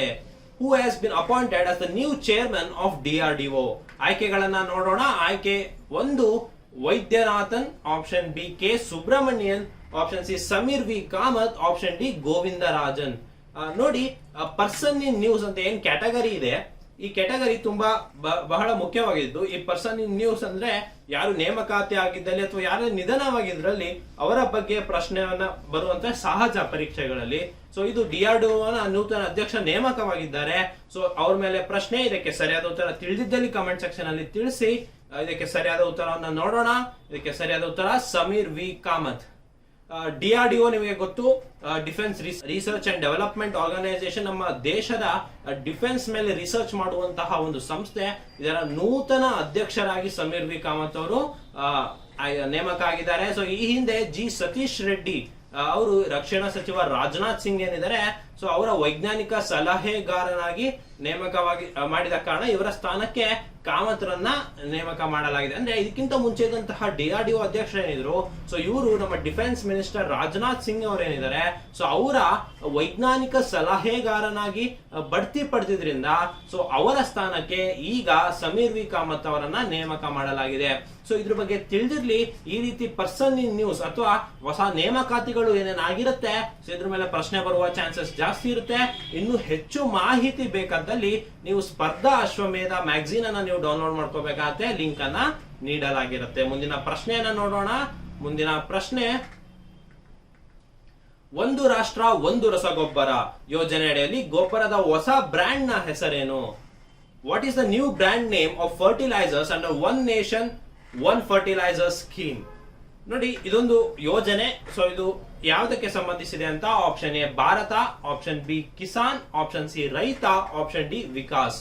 ನೋಡಿ, ಫರ್ಟಿಲೈಸರ್ ಅಥವಾ ರಸಗೊಬ್ಬರ ಏನಿದೆ, ಒನ್ ನೇಷನ್ ಒನ್ ಫರ್ಟಿಲೈಸರ್ ಅಂತ ಒಂದು ಯೋಜನೆಯನ್ನ ಮಾಡಿದ್ದಾರೆ. ಸೊ ಅದರ ಬ್ರ್ಯಾಂಡ್ ನ ಹೆಸರೇನು ಅಂತ, ಭಾರತ್ ಅಂತನಾ, ಕಿಸಾನ್ ಅಂತನಾ, ವಿಕಾಸ ಅಂತನಾ ಅಥವಾ ರೈತ ಅಂತನಾ? ಈ ಉತ್ತರ ನಿಮಗೆ ತಿಳಿದಿದ್ದಲ್ಲಿ ನೀವು ಕಮೆಂಟ್ ಸೆಕ್ಷನ್ ಅಲ್ಲಿ ತಿಳಿಸಬಹುದು. ಇದಕ್ಕೆ ಸರಿಯಾದ ಉತ್ತರವನ್ನು ನೋಡೋಣ. ಸರಿಯಾದ ಉತ್ತರ ಭಾರತ. ಸೊ ಈ ಒನ್ ನೇಷನ್ ಒನ್ ಫರ್ಟಿಲೈಸರ್ ಅಥವಾ ಒಂದು ರಾಷ್ಟ್ರ ಒಂದು ರಸಗೊಬ್ಬರ ಯೋಜನೆಯಲ್ಲಿ ಆ ಬ್ರ್ಯಾಂಡ್ ನ ಹೆಸರು ಏನಿದೆ ಅಂತ ಹೇಳಿದ್ರೆ ಭಾರತ ಅಂತ ಇದೆ. ಸೊ ಇದು ಪ್ರಧಾನ ಮಂತ್ರಿ ಭಾರತೀಯ ಜಾನುವಾರ ಪರಿಯೋಜನಾ ಅನ್ನೋ ಅಡಿಯಲ್ಲಿ ಇದು ಬರುತ್ತೆ. ಸೊ ಇದು ಭಾರತ್ ಅನ್ನೋ ಹೆಸರಲ್ಲಿ ಈ ರಸಗೊಬ್ಬರವನ್ನ ಮಾಡತ್ತೆ. ಸೊ ಈ ಭಾರತ್ ಅನ್ನೋ ಲೋಗೋನ ಈ ಕೈ ಚೀಲಗಳು ಪ್ರದರ್ಶಿಸಬೇಕಾಗತ್ತೆ. ಸೊ ಇದ್ರ ಬಗ್ಗೆ ನಿಮಗೆ ತಿಳಿದಿರ್ಲಿ ಅಂತ ಹೇಳ್ತಾ ಇನ್ನು ಹೆಚ್ಚಿನ ಮಾಹಿತಿಗೆ ಸ್ಪರ್ಧಾ ಅಶ್ವಮೇಧ ಮಾಸಪತ್ರಿಕೆಯನ್ನ ಓದಿ. ಮುಂದಿನ ಪ್ರಶ್ನೆ ನೋಡೋಣ. ಇರಾನ್ ಮತ್ತು ಪಾಶ್ಚಿಮಾತ್ಯ ದೇಶಗಳ ನಡುವಿನ 2015ರ ಪರಮಾಣು ಒಪ್ಪಂದವನ್ನ ಪುನರ್ಸ್ಥಾಪಿಸಲು ಯಾವ ಸಂಘವು ಪ್ರಸ್ತಾಪಿಸಿದೆ? Which organisation has proposed to reinstate 2015 nuclear deal with Iran and western countries ಅಂತ ಹೇಳ್ಬಿಟ್ಟು ನೋಡಿ, ಇದು ಒಂದು ಜಿಯೋ ಪಾಲಿಟಿಕ್ಸ್ ಅಥವಾ ಒಂದು ಹಲವಾರು ದೇಶದ ಒಂದು ಸ್ಟ್ರಾಟಜಿಕಲ್ ಮೂವ್ ಆಗಿರುತ್ತೆ. ಸೊ ಇದು ಇದಕ್ಕೆ ನಿಮಗೆ ಅಂತಾರಾಷ್ಟ್ರೀಯ ಸಂಘಗಳು ಅಥವಾ ಸಂಸ್ಥೆಗಳು ಏನಿದೆ ಇದ್ರ ಬಗ್ಗೆ ನಿಮಗೆ ಮಾಹಿತಿ ಇರಬೇಕಾಗತ್ತೆ. So SAARC, ASEAN, European Union ಅಥವಾ ಬಿಮ್ಸ್ಟೆಕ್. ಸೊ ಇದರಲ್ಲಿ ಯಾರು ಇರಾನ್ ಮತ್ತೆ ವೆಸ್ಟರ್ನ್ ಕಂಟ್ರೀಸ್ ನಡುವಿನ 2015ರ ಆದಂತಹ ಒಂದು ಪರಮಾಣು ಒಪ್ಪಂದವನ್ನ ಪುನರ್ಸ್ಥಾಪಿಸಲು ಪ್ರಸ್ತಾಪಿಸಿದೆ ಅಂತ ಹೇಳ್ಬಿಟ್ಟು ಇದೊಂದು ಇಂಟರ್ನ್ಯಾಷನಲ್ ರಿಲೇಷನ್ಸ್ ಅಥವಾ IR ಅಂತ ನಾವೇನು ಕರಿತೇವೆ. ಸೊ ಅದರ ಅಡಿಯಲ್ಲಿ ಬರುವಂತಹ ಪ್ರಶ್ನೆ, ಇದಕ್ಕೆ ಸರಿಯಾದ ಉತ್ತರ ಬಂದು ಯುರೋಪಿಯನ್ ಯೂನಿಯನ್, EU ಅಂತ ಕರಿತೇವೆ. ಅಂದ್ರೆ ಈ ಯುರೋಪಿಯನ್ ಯೂನಿಯನ್ ಅಲ್ಲಿ ಹಲವಾರು ದೇಶಗಳು ಒಂದು ಒಕ್ಕೂಟವನ್ನ ಮಾಡ್ಕೊಂಡಿದೆ. ಸೊ ಇದರಿಂದ ಬ್ರಿಟನ್ ಹೊರಗೆ ಬಂದಿತ್ತು. ಇದ್ರ ಬಗ್ಗೆ ನಿಮಗೆ ತಿಳಿದಿರಲಿ. ಈಗ 2015ರಲ್ಲಿ ಬರಾಕ್ ಒಬಾಮಾ ಅವರು ಅಮೆರಿಕದ ಅಧ್ಯಕ್ಷರಾಗಿದ್ದಾಗ ಆದಂತ ಒಂದು ಒಪ್ಪಂದವನ್ನ ಈಗ ಮತ್ತೆ ಪುನರ್ಸ್ಥಾಪಿಸಲು ಇದನ್ನ ಪ್ರಸ್ತಾಪಿಸಿದೆ ಯುರೋಪಿಯನ್ ಯೂನಿಯನ್. ಇದು ಇರಾನ್ ಮೇಲೆ ದಿಗ್ಬಂಧವನ್ನ ತೆರವುಗೊಳಿಸಲು ಪಾಶ್ಚಿಮಾತ್ಯ ರಾಷ್ಟ್ರಗಳು ಕೂಡ ಒಪ್ಕೊಂಡಿದೆ ಅಂತ ಹೇಳ್ಬಿಟ್ಟು. ಸೊ ಇದ್ರ ಬಗ್ಗೆ ತಿಳಿದಿರ್ಲಿ. ನೀವು ಜಿಯೋ ಪಾಲಿಟಿಕ್ಸ್ ತುಂಬಾ ಇಂಟ್ರೆಸ್ಟಿಂಗ್ ಆಗಿರುತ್ತೆ. ಸೊ ಇದ್ರ ಬಗ್ಗೆ ನಿಮಗೆ ತಿಳಿದಿರ್ಲಿ ಅಂತ ಹೇಳ್ತಾ ಮುಂದಿನ ಪ್ರಶ್ನೆಯನ್ನ ನೋಡೋಣ. ಭಾರತದ ಯಾವ ರಾಜ್ಯ ಪರಿವಾರ ಕಲ್ಯಾಣ ಕಾರ್ಡ್ ಯೋಜನೆಯನ್ನ ಪ್ರಾರಂಭಿಸಿದೆ? Which state of India has started Parivar Kalyan card scheme? ನೋಡಿ, ಇದಕ್ಕೆ ಆಪ್ಷನ್ಸ್ ಅನ್ನ ನೋಡೋಣ. Option A Karnataka, option B Goa, option C Uttar Pradesh, option D Telangana. ನೋಡಿ, ಹಲವಾರು ರಾಜ್ಯಗಳಲ್ಲಿ ಒಂದು ಸ್ಟೇಟ್ ಸ್ಕೀಮ್ಸ್ ಅಂತ ಇರುತ್ತೆ. ಸೊ ಈ ಸ್ಕೀಮ್ಗಳ ಬಗ್ಗೆ ನಿಮಗೆ ಪರಿಚಯ ಇರಬೇಕು. ಪ್ರಮುಖವಾಗಿ ನಿಮ್ಮ ರಾಜ್ಯದಲ್ಲಿ ಇರುವಂತಹ ಸ್ಕೀಮ್ಗಳ ಬಗ್ಗೆ ನಿಮಗೆ ಪರಿಚಯ ಇರಬೇಕು. ಸೊ ಈ ಪರಿವಾರ್ ಕಲ್ಯಾಣ ಕಾರ್ಡ್ ಸ್ಕೀಮ್ ಯಾವ ರಾಜ್ಯದಲ್ಲಿ ಬಂದಿದೆ ಅಂತ ಹೇಳ್ಬಿಟ್ಟು, ಸೊ ಇದ್ರ ಬಗ್ಗೆ ನಿಮ್ಗೆ ತಿಳಿದಿದ್ರೆ ನೀವು ಕಮೆಂಟ್ ಸೆಕ್ಷನ್ ಅಲ್ಲಿ ಉತ್ತರವನ್ನು ತಿಳಿಸಿ. ಇದಕ್ಕೆ ಸರಿಯಾದ ಉತ್ತರ ಏನಾಗಿರುತ್ತೆ ಅಂತ ಹೇಳಿದ್ರೆ ಆಪ್ಷನ್ ಸಿ ಉತ್ತರ ಪ್ರದೇಶ. ಈ ಪರಿವಾರ್ ಕಲ್ಯಾಣ ಕಾರ್ಡ್ ಸ್ಕೀಮ್ ಹೆಸರೇ ಹೇಳುವಂತೆ ಒಂದು ಕುಟುಂಬದ ಒಂದು ಕಾರ್ಡ್ ಯೋಜನೆ ಆಗಿದೆ.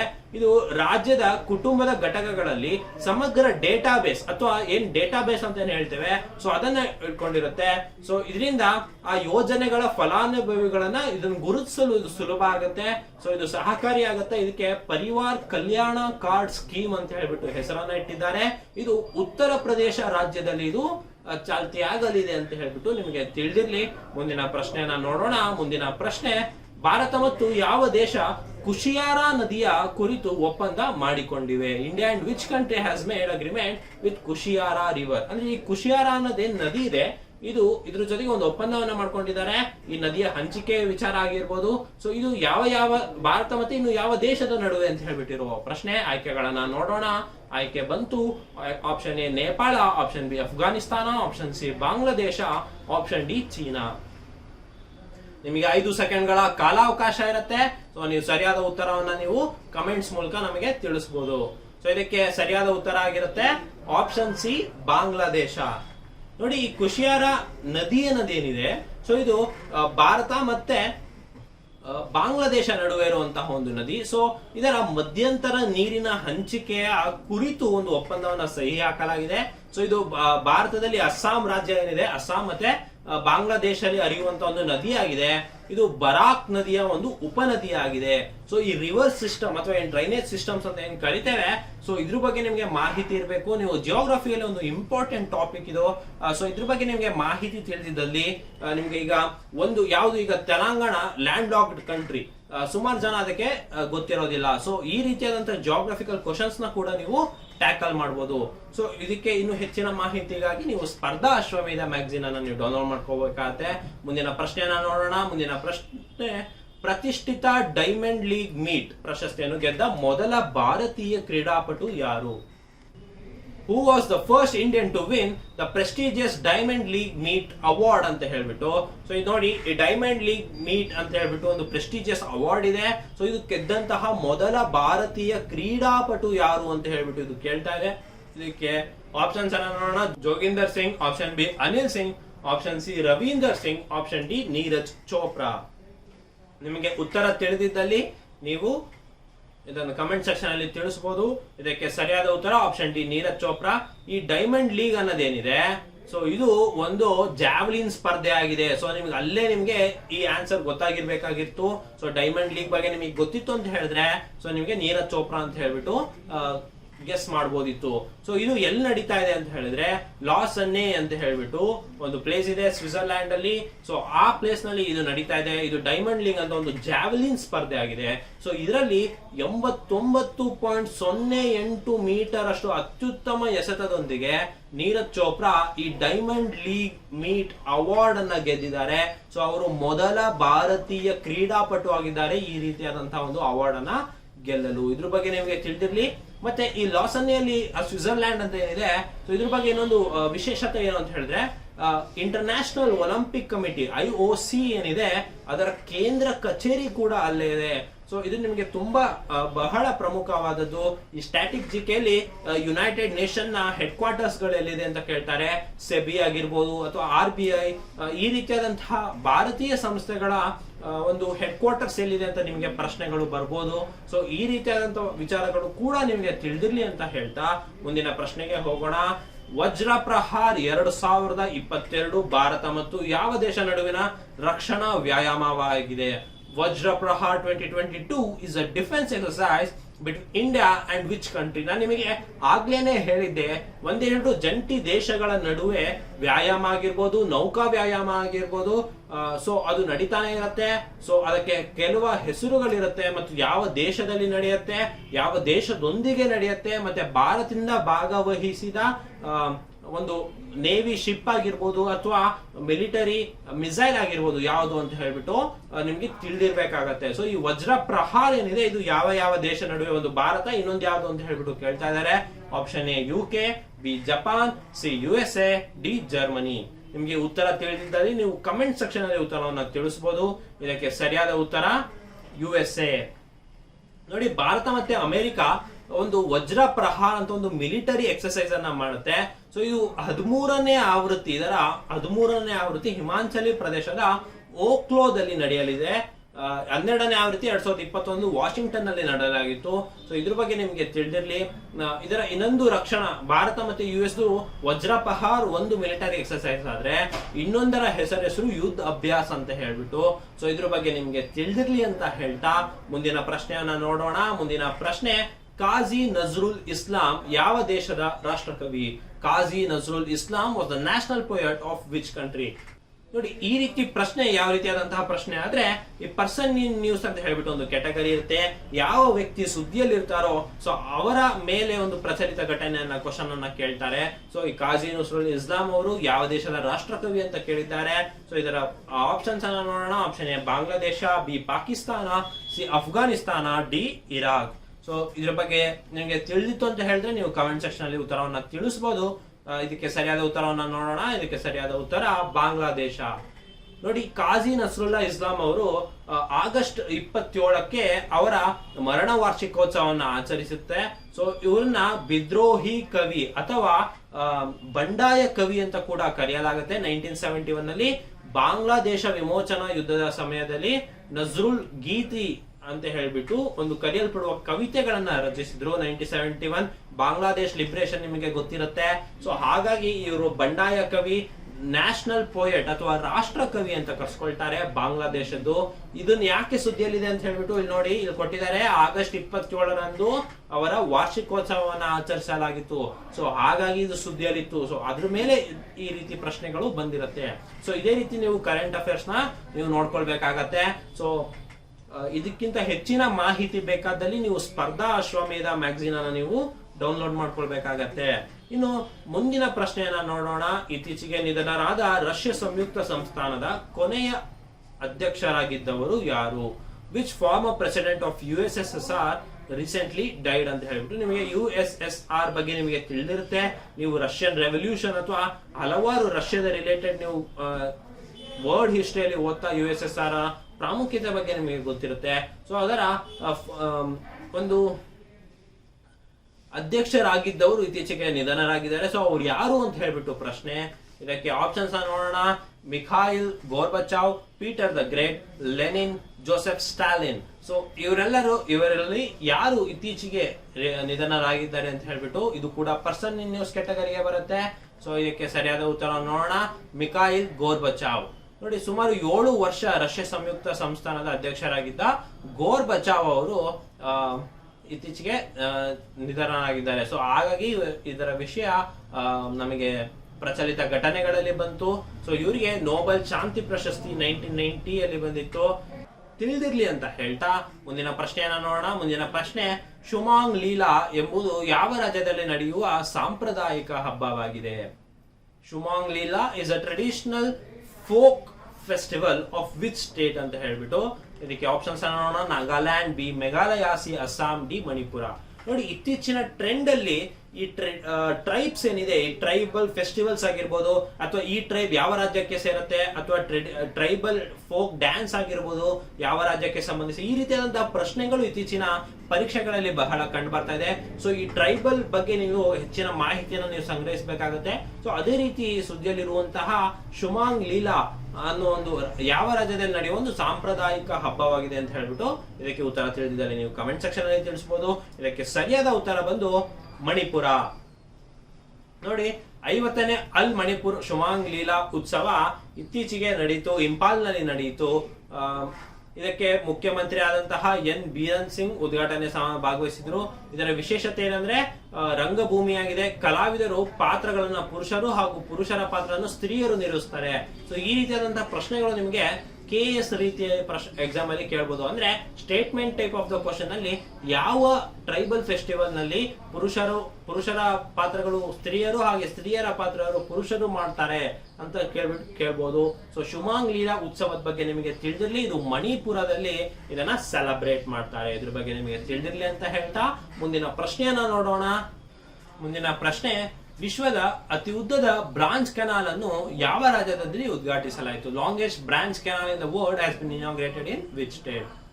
Option A Gujarat, B Maharashtra, C Madhya Pradesh, D Uttar Pradesh. ನೋಡಿ, ಬ್ರಾಂಚ್ ಕೆನಾಲ್ ಅನ್ನೋದು ಇತ್ತೀಚೆಗೆ ಎಲ್ಲಿ ಇನಾಗ್ರೇಟ್ ಮಾಡಿದ್ದಾರೆ ಅಂತ ಹೇಳ್ಬಿಟ್ಟು, ಇದು ಲಾಂಗೆಸ್ಟ್ ಬ್ರಾಂಚ್ ಕೆನಾಲ್ ಆಗಿದೆ. ಸೊ ಈ ಲಾಂಗೆಸ್ಟ್ ಬ್ರಾಂಚ್ ಕೆನಾಲ್ ಬಗ್ಗೆ ನಿಮಗೆ ತಿಳಿದಿರ್ಲಿ. ಇದಕ್ಕೆ ಸರಿಯಾದ ಉತ್ತರ ಬಂದು ಆಪ್ಷನ್ ಎ ಗುಜರಾತ್ ಆಗಿರುತ್ತೆ. ನೋಡಿ, ಗುಜರಾತ್ ನಲ್ಲಿ ಕಚ್ ನಲ್ಲಿ ಇರುವಂತಹ ಒಂದು ನರ್ಮದಾ ಸರೋವರ ಏನಿದೆ, ಸೊ ಅದರ ಆಣೆಕಟ್ಟಿನಿಂದ ಕಚ್ ನೀರಿನವರೆಗೆ ತರುವಂತಹ ಒಂದು ಕಾಲುವೆ ಅಥವಾ ಕೆನಾಲ್ ಅಂತ ಏನ್ ಹೇಳ್ತೇವೆ, ಸೊ ಅದನ್ನ ಇತ್ತೀಚೆಗೆ ಪ್ರಧಾನಿ ನರೇಂದ್ರ ಮೋದಿ ಅವರು ಉದ್ಘಾಟಿಸಿದ್ದಾರೆ. ಇದು ಸುಮಾರು 357.18 ಕಿಲೋಮೀಟರ್ ಅಷ್ಟು ಉದ್ದ ಇದ್ದು, ಇದು ವಿಶ್ವದ ಅತಿ ಉದ್ದವಾದ ಬ್ರಾಂಚ್ ಕೆನಾಲ್ ಅಂತ ಕರೆಸ್ಕೊಂಡಿದೆ. ಸೊ ಇದು ನರ್ಮದಾ ಅಣೆಕಟ್ಟಿನ ಸರ್ದಾರ್ ಸರೋವರ ಎಂದು ಕರೆಯುತ್ತಾರೆ. ಸೊ ಇದ್ರ ಬಗ್ಗೆ ತಿಳಿದಿರ್ಲಿ. ಇದಕ್ಕೆ ವೆಚ್ಚ ಒಂದು 6,493 ಕೋಟಿ ವೆಚ್ಚದಲ್ಲಿ ಇದನ್ನ ನಿರ್ಮಿಸಲಾಗಿದೆ. ಸೊ ಇದ್ರ ಬಗ್ಗೆ ನಿಮಗೆ ತಿಳಿದಿರ್ಲಿ ಅಂತ ಹೇಳ್ತಾ, ನಿಮಗೆ ಯಾವ ರೀತಿ ಪ್ರಶ್ನೆ ಬರ್ಬೋದು ಅಂತ ಹೇಳಿದ್ರೆ, ಅತಿ ಉದ್ದದ ಬ್ರಾಂಚ್ ಕೆನಾಲ್ ನಿಮಗೆ ಗುಜರಾತ್ ನಲ್ಲಿ ಇದ್ದು ಇದು ಎಷ್ಟು ಕಿಲೋಮೀಟರ್ ಉದ್ದ ಇದೆ ಅಂತ ಈ ರೀತಿಯಾದಂತಹ ಪ್ರಶ್ನೆ ಕೂಡ ಸಹ ಬರ್ಬೋದು. ಇದ್ರ ಬಗ್ಗೆ ನಿಮಗೆ ತಿಳಿದಿರ್ಲಿ. ಮುಂದಿನ ಪ್ರಶ್ನೆಯನ್ನ ನೋಡೋಣ. ಮುಂದಿನ ಪ್ರಶ್ನೆ, BWF ವರ್ಲ್ಡ್ ಚಾಂಪಿಯನ್ಶಿಪ್ ಪುರುಷರ ಸಿಂಗಲ್ಸ್ ನಲ್ಲಿ ಕೆಳಕಂಡ ಯಾವ ವ್ಯಕ್ತಿಯು ಜಯಶಾಲಿಯಾಗಿದ್ದಾನೆ? Who won the BWF world championship in men's singles category? Option A Kunlavut, option B Viktor Axelsen, option C Aaron Chia, option D ಶುವೋಯಿ. ನೋಡಿ, ಈ BWF ಬಂದ್ಬಿಟ್ಟು ಬ್ಯಾಡ್ಮಿಂಟನ್ ರಿಲೇಟೆಡ್ ಆಗಿರುತ್ತೆ. ಸೊ ನಾನು ನಿಮಗೆ ಹಾಗೆ ಹೇಳಿದೆ, ಸ್ಪೋರ್ಟ್ಸ್ ಅನ್ನೋದೇನಿದೆ ಕ್ಯಾಟಗರಿಯಲ್ಲಿ ನೀವು ಬರೀ ಕ್ರಿಕೆಟ್ ಅಷ್ಟೇ ಫಾಲೋ ಮಾಡ್ತಾ ಇರ್ತೀರಾ. ಸೊ ಹಲವಾರು ಸ್ಪೋರ್ಟ್ಸ್ ಇದೆ. ನಿಮಗೆ ಡೊಮೆಸ್ಟಿಕ್ ಟೂರ್ನಮೆಂಟ್ಸ್ ಆಗಿರ್ಬೋದು, ಇಂಟರ್ನ್ಯಾಷನಲ್ ಟೂರ್ನಮೆಂಟ್ಸ್ ಆಗಿರ್ಬೋದು, ಭಾರತೀಯ ಕ್ರೀಡಾಪಟುಗಳು ಯಾರ್ಯಾರು ಅಂತ ಹೇಳಿ ನಿಮಗೆ ಪರಿಚಯ ಇರಬೇಕಾಗತ್ತೆ. ಫಾರ್ ಎಕ್ಸಾಂಪಲ್ ಟೆನ್ನಿಸ್ ಅಂತ ತಗೊಳ್ತು ಅಂತ ಹೇಳಿದ್ರೆ, ಟೆನ್ನಿಸ್ ನ ಕ್ಲೇ ಮ್ಯಾಟ್ ಯಾವ ಗ್ರ್ಯಾಂಡ್ ಸ್ಲಾಮ್ ಅಲ್ಲಿ ಆಡ್ತಾರೆ, ಮತ್ತೆ ಮಡ್ ಮ್ಯಾಟ್ ಅಲ್ಲಿ ಯಾವ್ದ್ರಲ್ಲಿ ಆಡ್ತಾರೆ, ಗ್ರಾಸ್ ಮ್ಯಾಟ್ ಅಲ್ಲಿ ಯಾವ್ದ್ರಲ್ಲಿ ಆಡ್ತಾರೆ. ಸೊ ಈ ರೀತಿಯಾದಂತಹ ವಿಚಾರಗಳು ಸಹ ನಿಮಗೆ ತಿಳಿದಿರ್ಬೇಕಾಗತ್ತೆ. ಈಗ ನೋಡಿ BWF ವರ್ಲ್ಡ್ ಚಾಂಪಿಯನ್ಶಿಪ್ ಇತ್ತೀಚೆಗಷ್ಟೇ ಮುಗೀತು. ಸೊ ಇದರ ಪುರುಷರ ಸಿಂಗಲ್ಸ್ ವಿಭಾಗದಲ್ಲಿ ಯಾರು ಜಯಶಾಲಿ ಆಗಿದ್ದಾರೆ ಅಂತ ಹೇಳ್ಬಿಟ್ಟು ಇದೆ. ಸೊ ಇದಕ್ಕೆ ಸರಿಯಾದ ಉತ್ತರ ಬಂದು ಆಪ್ಷನ್ ಬಿ, ವಿಕ್ಟರ್ ಎಕ್ಸೆಲೆನ್. ಇವ ಏನಿದೆ ತಮ್ಮ ವೃತ್ತಿ ಜೀವನದಲ್ಲಿ 2ನೇ ಸಲ ಈ ತರ ಚಾಂಪಿಯನ್ಶಿಪ್ ಅನ್ನ ಗೆದ್ದಿದ್ದಾರೆ. ಇವರು ಯಾವ ದೇಶದವರು ಅಂತ ಹೇಳಿದ್ರೆ ಡೆನ್ಮಾರ್ಕ್ ದೇಶದವರು. ಸೊ ಡೆನ್ಮಾರ್ಕ್ ದೇಶದವರು ವಿಕ್ಟರ್ ಎಕ್ಸೆಲೆನ್ ಅವರು BWF ವರ್ಲ್ಡ್ ಚಾಂಪಿಯನ್ಶಿಪ್ ನ ಮೆನ್ಸ್ ಸಿಂಗಲ್ಸ್ ನಲ್ಲಿ ಗೆದ್ದಿದ್ದಾರೆ. ಮುಂದಿನ ಪ್ರಶ್ನೆಯನ್ನು ನೋಡೋಣ. ವಿಶ್ವದ ಅತಿದೊಡ್ಡ ಧಾರ್ಮಿಕ ಸ್ಮಾರಕ ಯಾವ ರಾಜ್ಯದಲ್ಲಿ ನಿರ್ಮಿಸಲಾಯಿತು? In which state world's largest religious monument has been built ಅಂತ ಹೇಳ್ಬಿಟ್ಟು ಇದಕ್ಕೆ ಆಪ್ಷನ್ಸ್ ನೋಡೋಣ. ಆಪ್ಷನ್ ಎ ಉತ್ತರ Pradesh, B Paschim Bangal, C Maharashtra, option D Telangana. ಇದು ನೋಡಿ, ಅತ್ಯಂತ ದೊಡ್ಡ ಧಾರ್ಮಿಕ ಸ್ಮಾರಕವನ್ನ ಯಾವ ರಾಜ್ಯದಲ್ಲಿ ನಿರ್ಮಿಸಲಾಗಿದೆ ಅಂತ ಪ್ರಶ್ನೆ. ಇದಕ್ಕೆ ಸರಿಯಾದ ಉತ್ತರವನ್ನು ನೋಡೋಣ. ಸರಿಯಾದ ಉತ್ತರ ಆಪ್ಷನ್ ಬಿ, ಪಶ್ಚಿಮ ಬಂಗಾಳ ಅಥವಾ ವೆಸ್ಟ್ ಬೆಂಗಾಲ್ ಅಂತ ಏನ್ ಕರಿತೇವೆ ನೋಡಿ. ಇದು ವಿಶ್ವದ ಅತಿದೊಡ್ಡ ಧಾರ್ಮಿಕ ಸ್ಮಾರಕ, ಟೆಂಪಲ್ ಆಫ್ ವೇದಿಕ್ ಪ್ಲಾನಿಟೋರಿಯಂ ಅಂತ ಹೇಳ್ಬಿಟ್ಟು ಕರೀತಾರೆ. ಇದು ಯಾವ ಧರ್ಮಕ್ಕೆ ಸೇರಿದಂತಹ ಒಂದು ಸ್ಮಾರಕ ಆಗಿದೆ ಅಂತ ನೀವು ತಿಳ್ಕೊಬೇಕಾಗತ್ತೆ. ಇದು ವೆಸ್ಟ್ ಬೆಂಗಾಲ್ ನಲ್ಲಿ ಇದೆ. ಇದು ಇಸ್ಕಾನ್ ನ ಕೇಂದ್ರ ಕಚೇರಿಯಾಗಿ ಕಾರ್ಯನಿರ್ವಹಿಸಲಿದೆ. ಹಾಗಾದ್ರೆ ಈ ಇಸ್ಕಾನ್ ಅನ್ನೋದು ಒಂದು ಅಬ್ರಿವಿಯೇಷನ್ ಆಗಿದೆ. ಇದರ ಫುಲ್ ಫಾರ್ಮ್ ಅನ್ನ ನೋಡೋಣ. International society of Krishna consciousness ಅಂತ ಏನ್ ಕರೀತಾರೆ, ಅದನ್ನ ಅಬ್ರಿವೇಟ್ ಮಾಡಿ ಇಸ್ಕಾನ್ ಅಂತ ಹೇಳ್ಬಿಟ್ಟು ಕರೀತಾರೆ. ಇದರ ಫೌಂಡರ್ ಯಾರು ಅಂತ ಹೇಳಿದ್ರೆ ಸ್ವಾಮಿ ಪ್ರಭುಪಾದ ಅನ್ನೋರು ಇದನ್ನ ಸ್ಥಾಪನೆ ಮಾಡಿದ್ರು. ಸೊ ಈಗ ಅದರ ಒಂದು ವಿಶ್ವದ ಅತಿ ದೊಡ್ಡ ಒಂದು ಧಾರ್ಮಿಕ ಸ್ಮಾರಕವನ್ನ ವೆಸ್ಟ್ ಬೆಂಗಾಲ್ ನಲ್ಲಿ ನೀವು ನೋಡ್ಬೋದು. ನಾಡಿಯಾ ಜಿಲ್ಲೆಯ ಪಶ್ಚಿಮ ಬಂಗಾಳದಲ್ಲಿ ನೀವು ಇದನ್ನ ನೋಡ್ಬೋದು. ಸೊ ಇದಕ್ಕಿಂತ ಹೆಚ್ಚು ಮಾಹಿತಿ ಬೇಕಾದಲ್ಲಿ ನೀವು ಸ್ಪರ್ಧಾ ಅಶ್ವಮೇಧ ಮ್ಯಾಗಝೀನ್ ಅನ್ನು ನೀವು ನೋಡ್ಕೋಬೇಕಾಗತ್ತೆ. ಇನ್ನು ಮುಂದಿನ ಪ್ರಶ್ನೆಯನ್ನ ನೋಡೋಣ. ಯಾವ ರಾಜ್ಯವು ಏರೋಸ್ಪೇಸ್ ಮತ್ತು ಡಿಫೆನ್ಸ್ ನೀತಿ 2022ರಿಂದ 2027 ಪ್ರಾರಂಭಿಸಿತು? Which state released aerospace and defense policy of 2022 to 2027 ಅಂತ ಹೇಳ್ಬಿಟ್ಟು ನೋಡಿ. Option A Maharashtra, B Karnataka, C Madhya Pradesh, option D Tamil Nadu. ನೋಡಿ, ನಿಮ್ಗೆ ಭಾರತ ದೇಶದಲ್ಲಿ ಈ ರೀತಿಯಾದಂತಹ ಒಂದು ಪಾಲಿಸಿಯನ್ನ ನೀವು ನೋಡಿರ್ತೀರಾ, ಒಂದು ಡಿಫೆನ್ಸ್ ಪಾಲಿಸಿಗಳನ್ನ. ಬಟ್ ಇದು ಯಾವ ರಾಜ್ಯದ್ದು ಅಂತ ಕೇಳಿದ್ದಾರೆ. ಸೊ ಹೀಗಾಗಿ ನೀವು ಇದ್ರ ಬಗ್ಗೆ ನೀವು ಗಮನ ಹರಿಸಬೇಕಾಗತ್ತೆ. ನಿಮ್ಗೆ ಉತ್ತರ ತಿಳಿದಿದ್ದಲ್ಲಿ ಕಮೆಂಟ್ ಸೆಕ್ಷನ್ ಅಲ್ಲಿ ತಿಳಿಸಬಹುದು. ಇದಕ್ಕೆ ಸರಿಯಾದ ಉತ್ತರವನ್ನು ನೋಡೋಣ. ಸರಿಯಾದ ಉತ್ತರ ಆಪ್ಷನ್ ಬಿ, ಕರ್ನಾಟಕ. ಹೌದು ಸ್ನೇಹಿತರೆ, ನಮ್ಮ ಕರ್ನಾಟಕವು ಇತ್ತೀಚೆಗಷ್ಟೇ ಏರೋಸ್ಪೇಸ್ ಮತ್ತು ಡಿಫೆನ್ಸ್ ನೀತಿ 2022ರಿಂದ 2027 ಒಂದು ಪ್ರಾರಂಭಿಸಿತು. ಇದು ಆಗಸ್ಟ್ 26ರಿಂದ ಇದು ಜಾರಿಯಲ್ಲಿದೆ.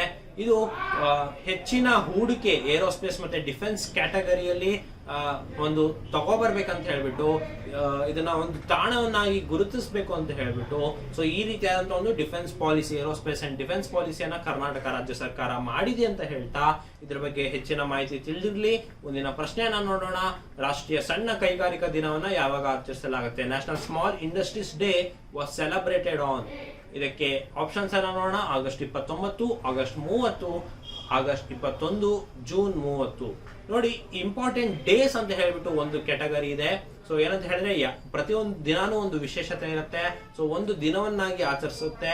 ಸೊ ಯಾವ ದಿನ ಏನಂತ ಆಚರಿಸ್ತಾರೆ, ಹಾಗೆ ಇದರ ಹಿನ್ನೆಲೆ ಏನು, ಈ ರೀತಿ ವಿಚಾರಗಳನ್ನ ನೀವು ತಿಳ್ಕೊಂಡಿರ್ಬೇಕಾಗತ್ತೆ. ಮತ್ತೆ ಪ್ರತಿ ಒಂದ್ಸತಿನೂ ಒಂದು ಧ್ಯೇಯ ವಾಕ್ಯ ಅಥವಾ ಘೋಷ ವಾಕ್ಯ ಅಂತ ಹೇಳ್ಬಿಟ್ಟು ಒಂದು ಥೀಮ್ ಅನ್ನೋದೊಂದಿರುತ್ತೆ.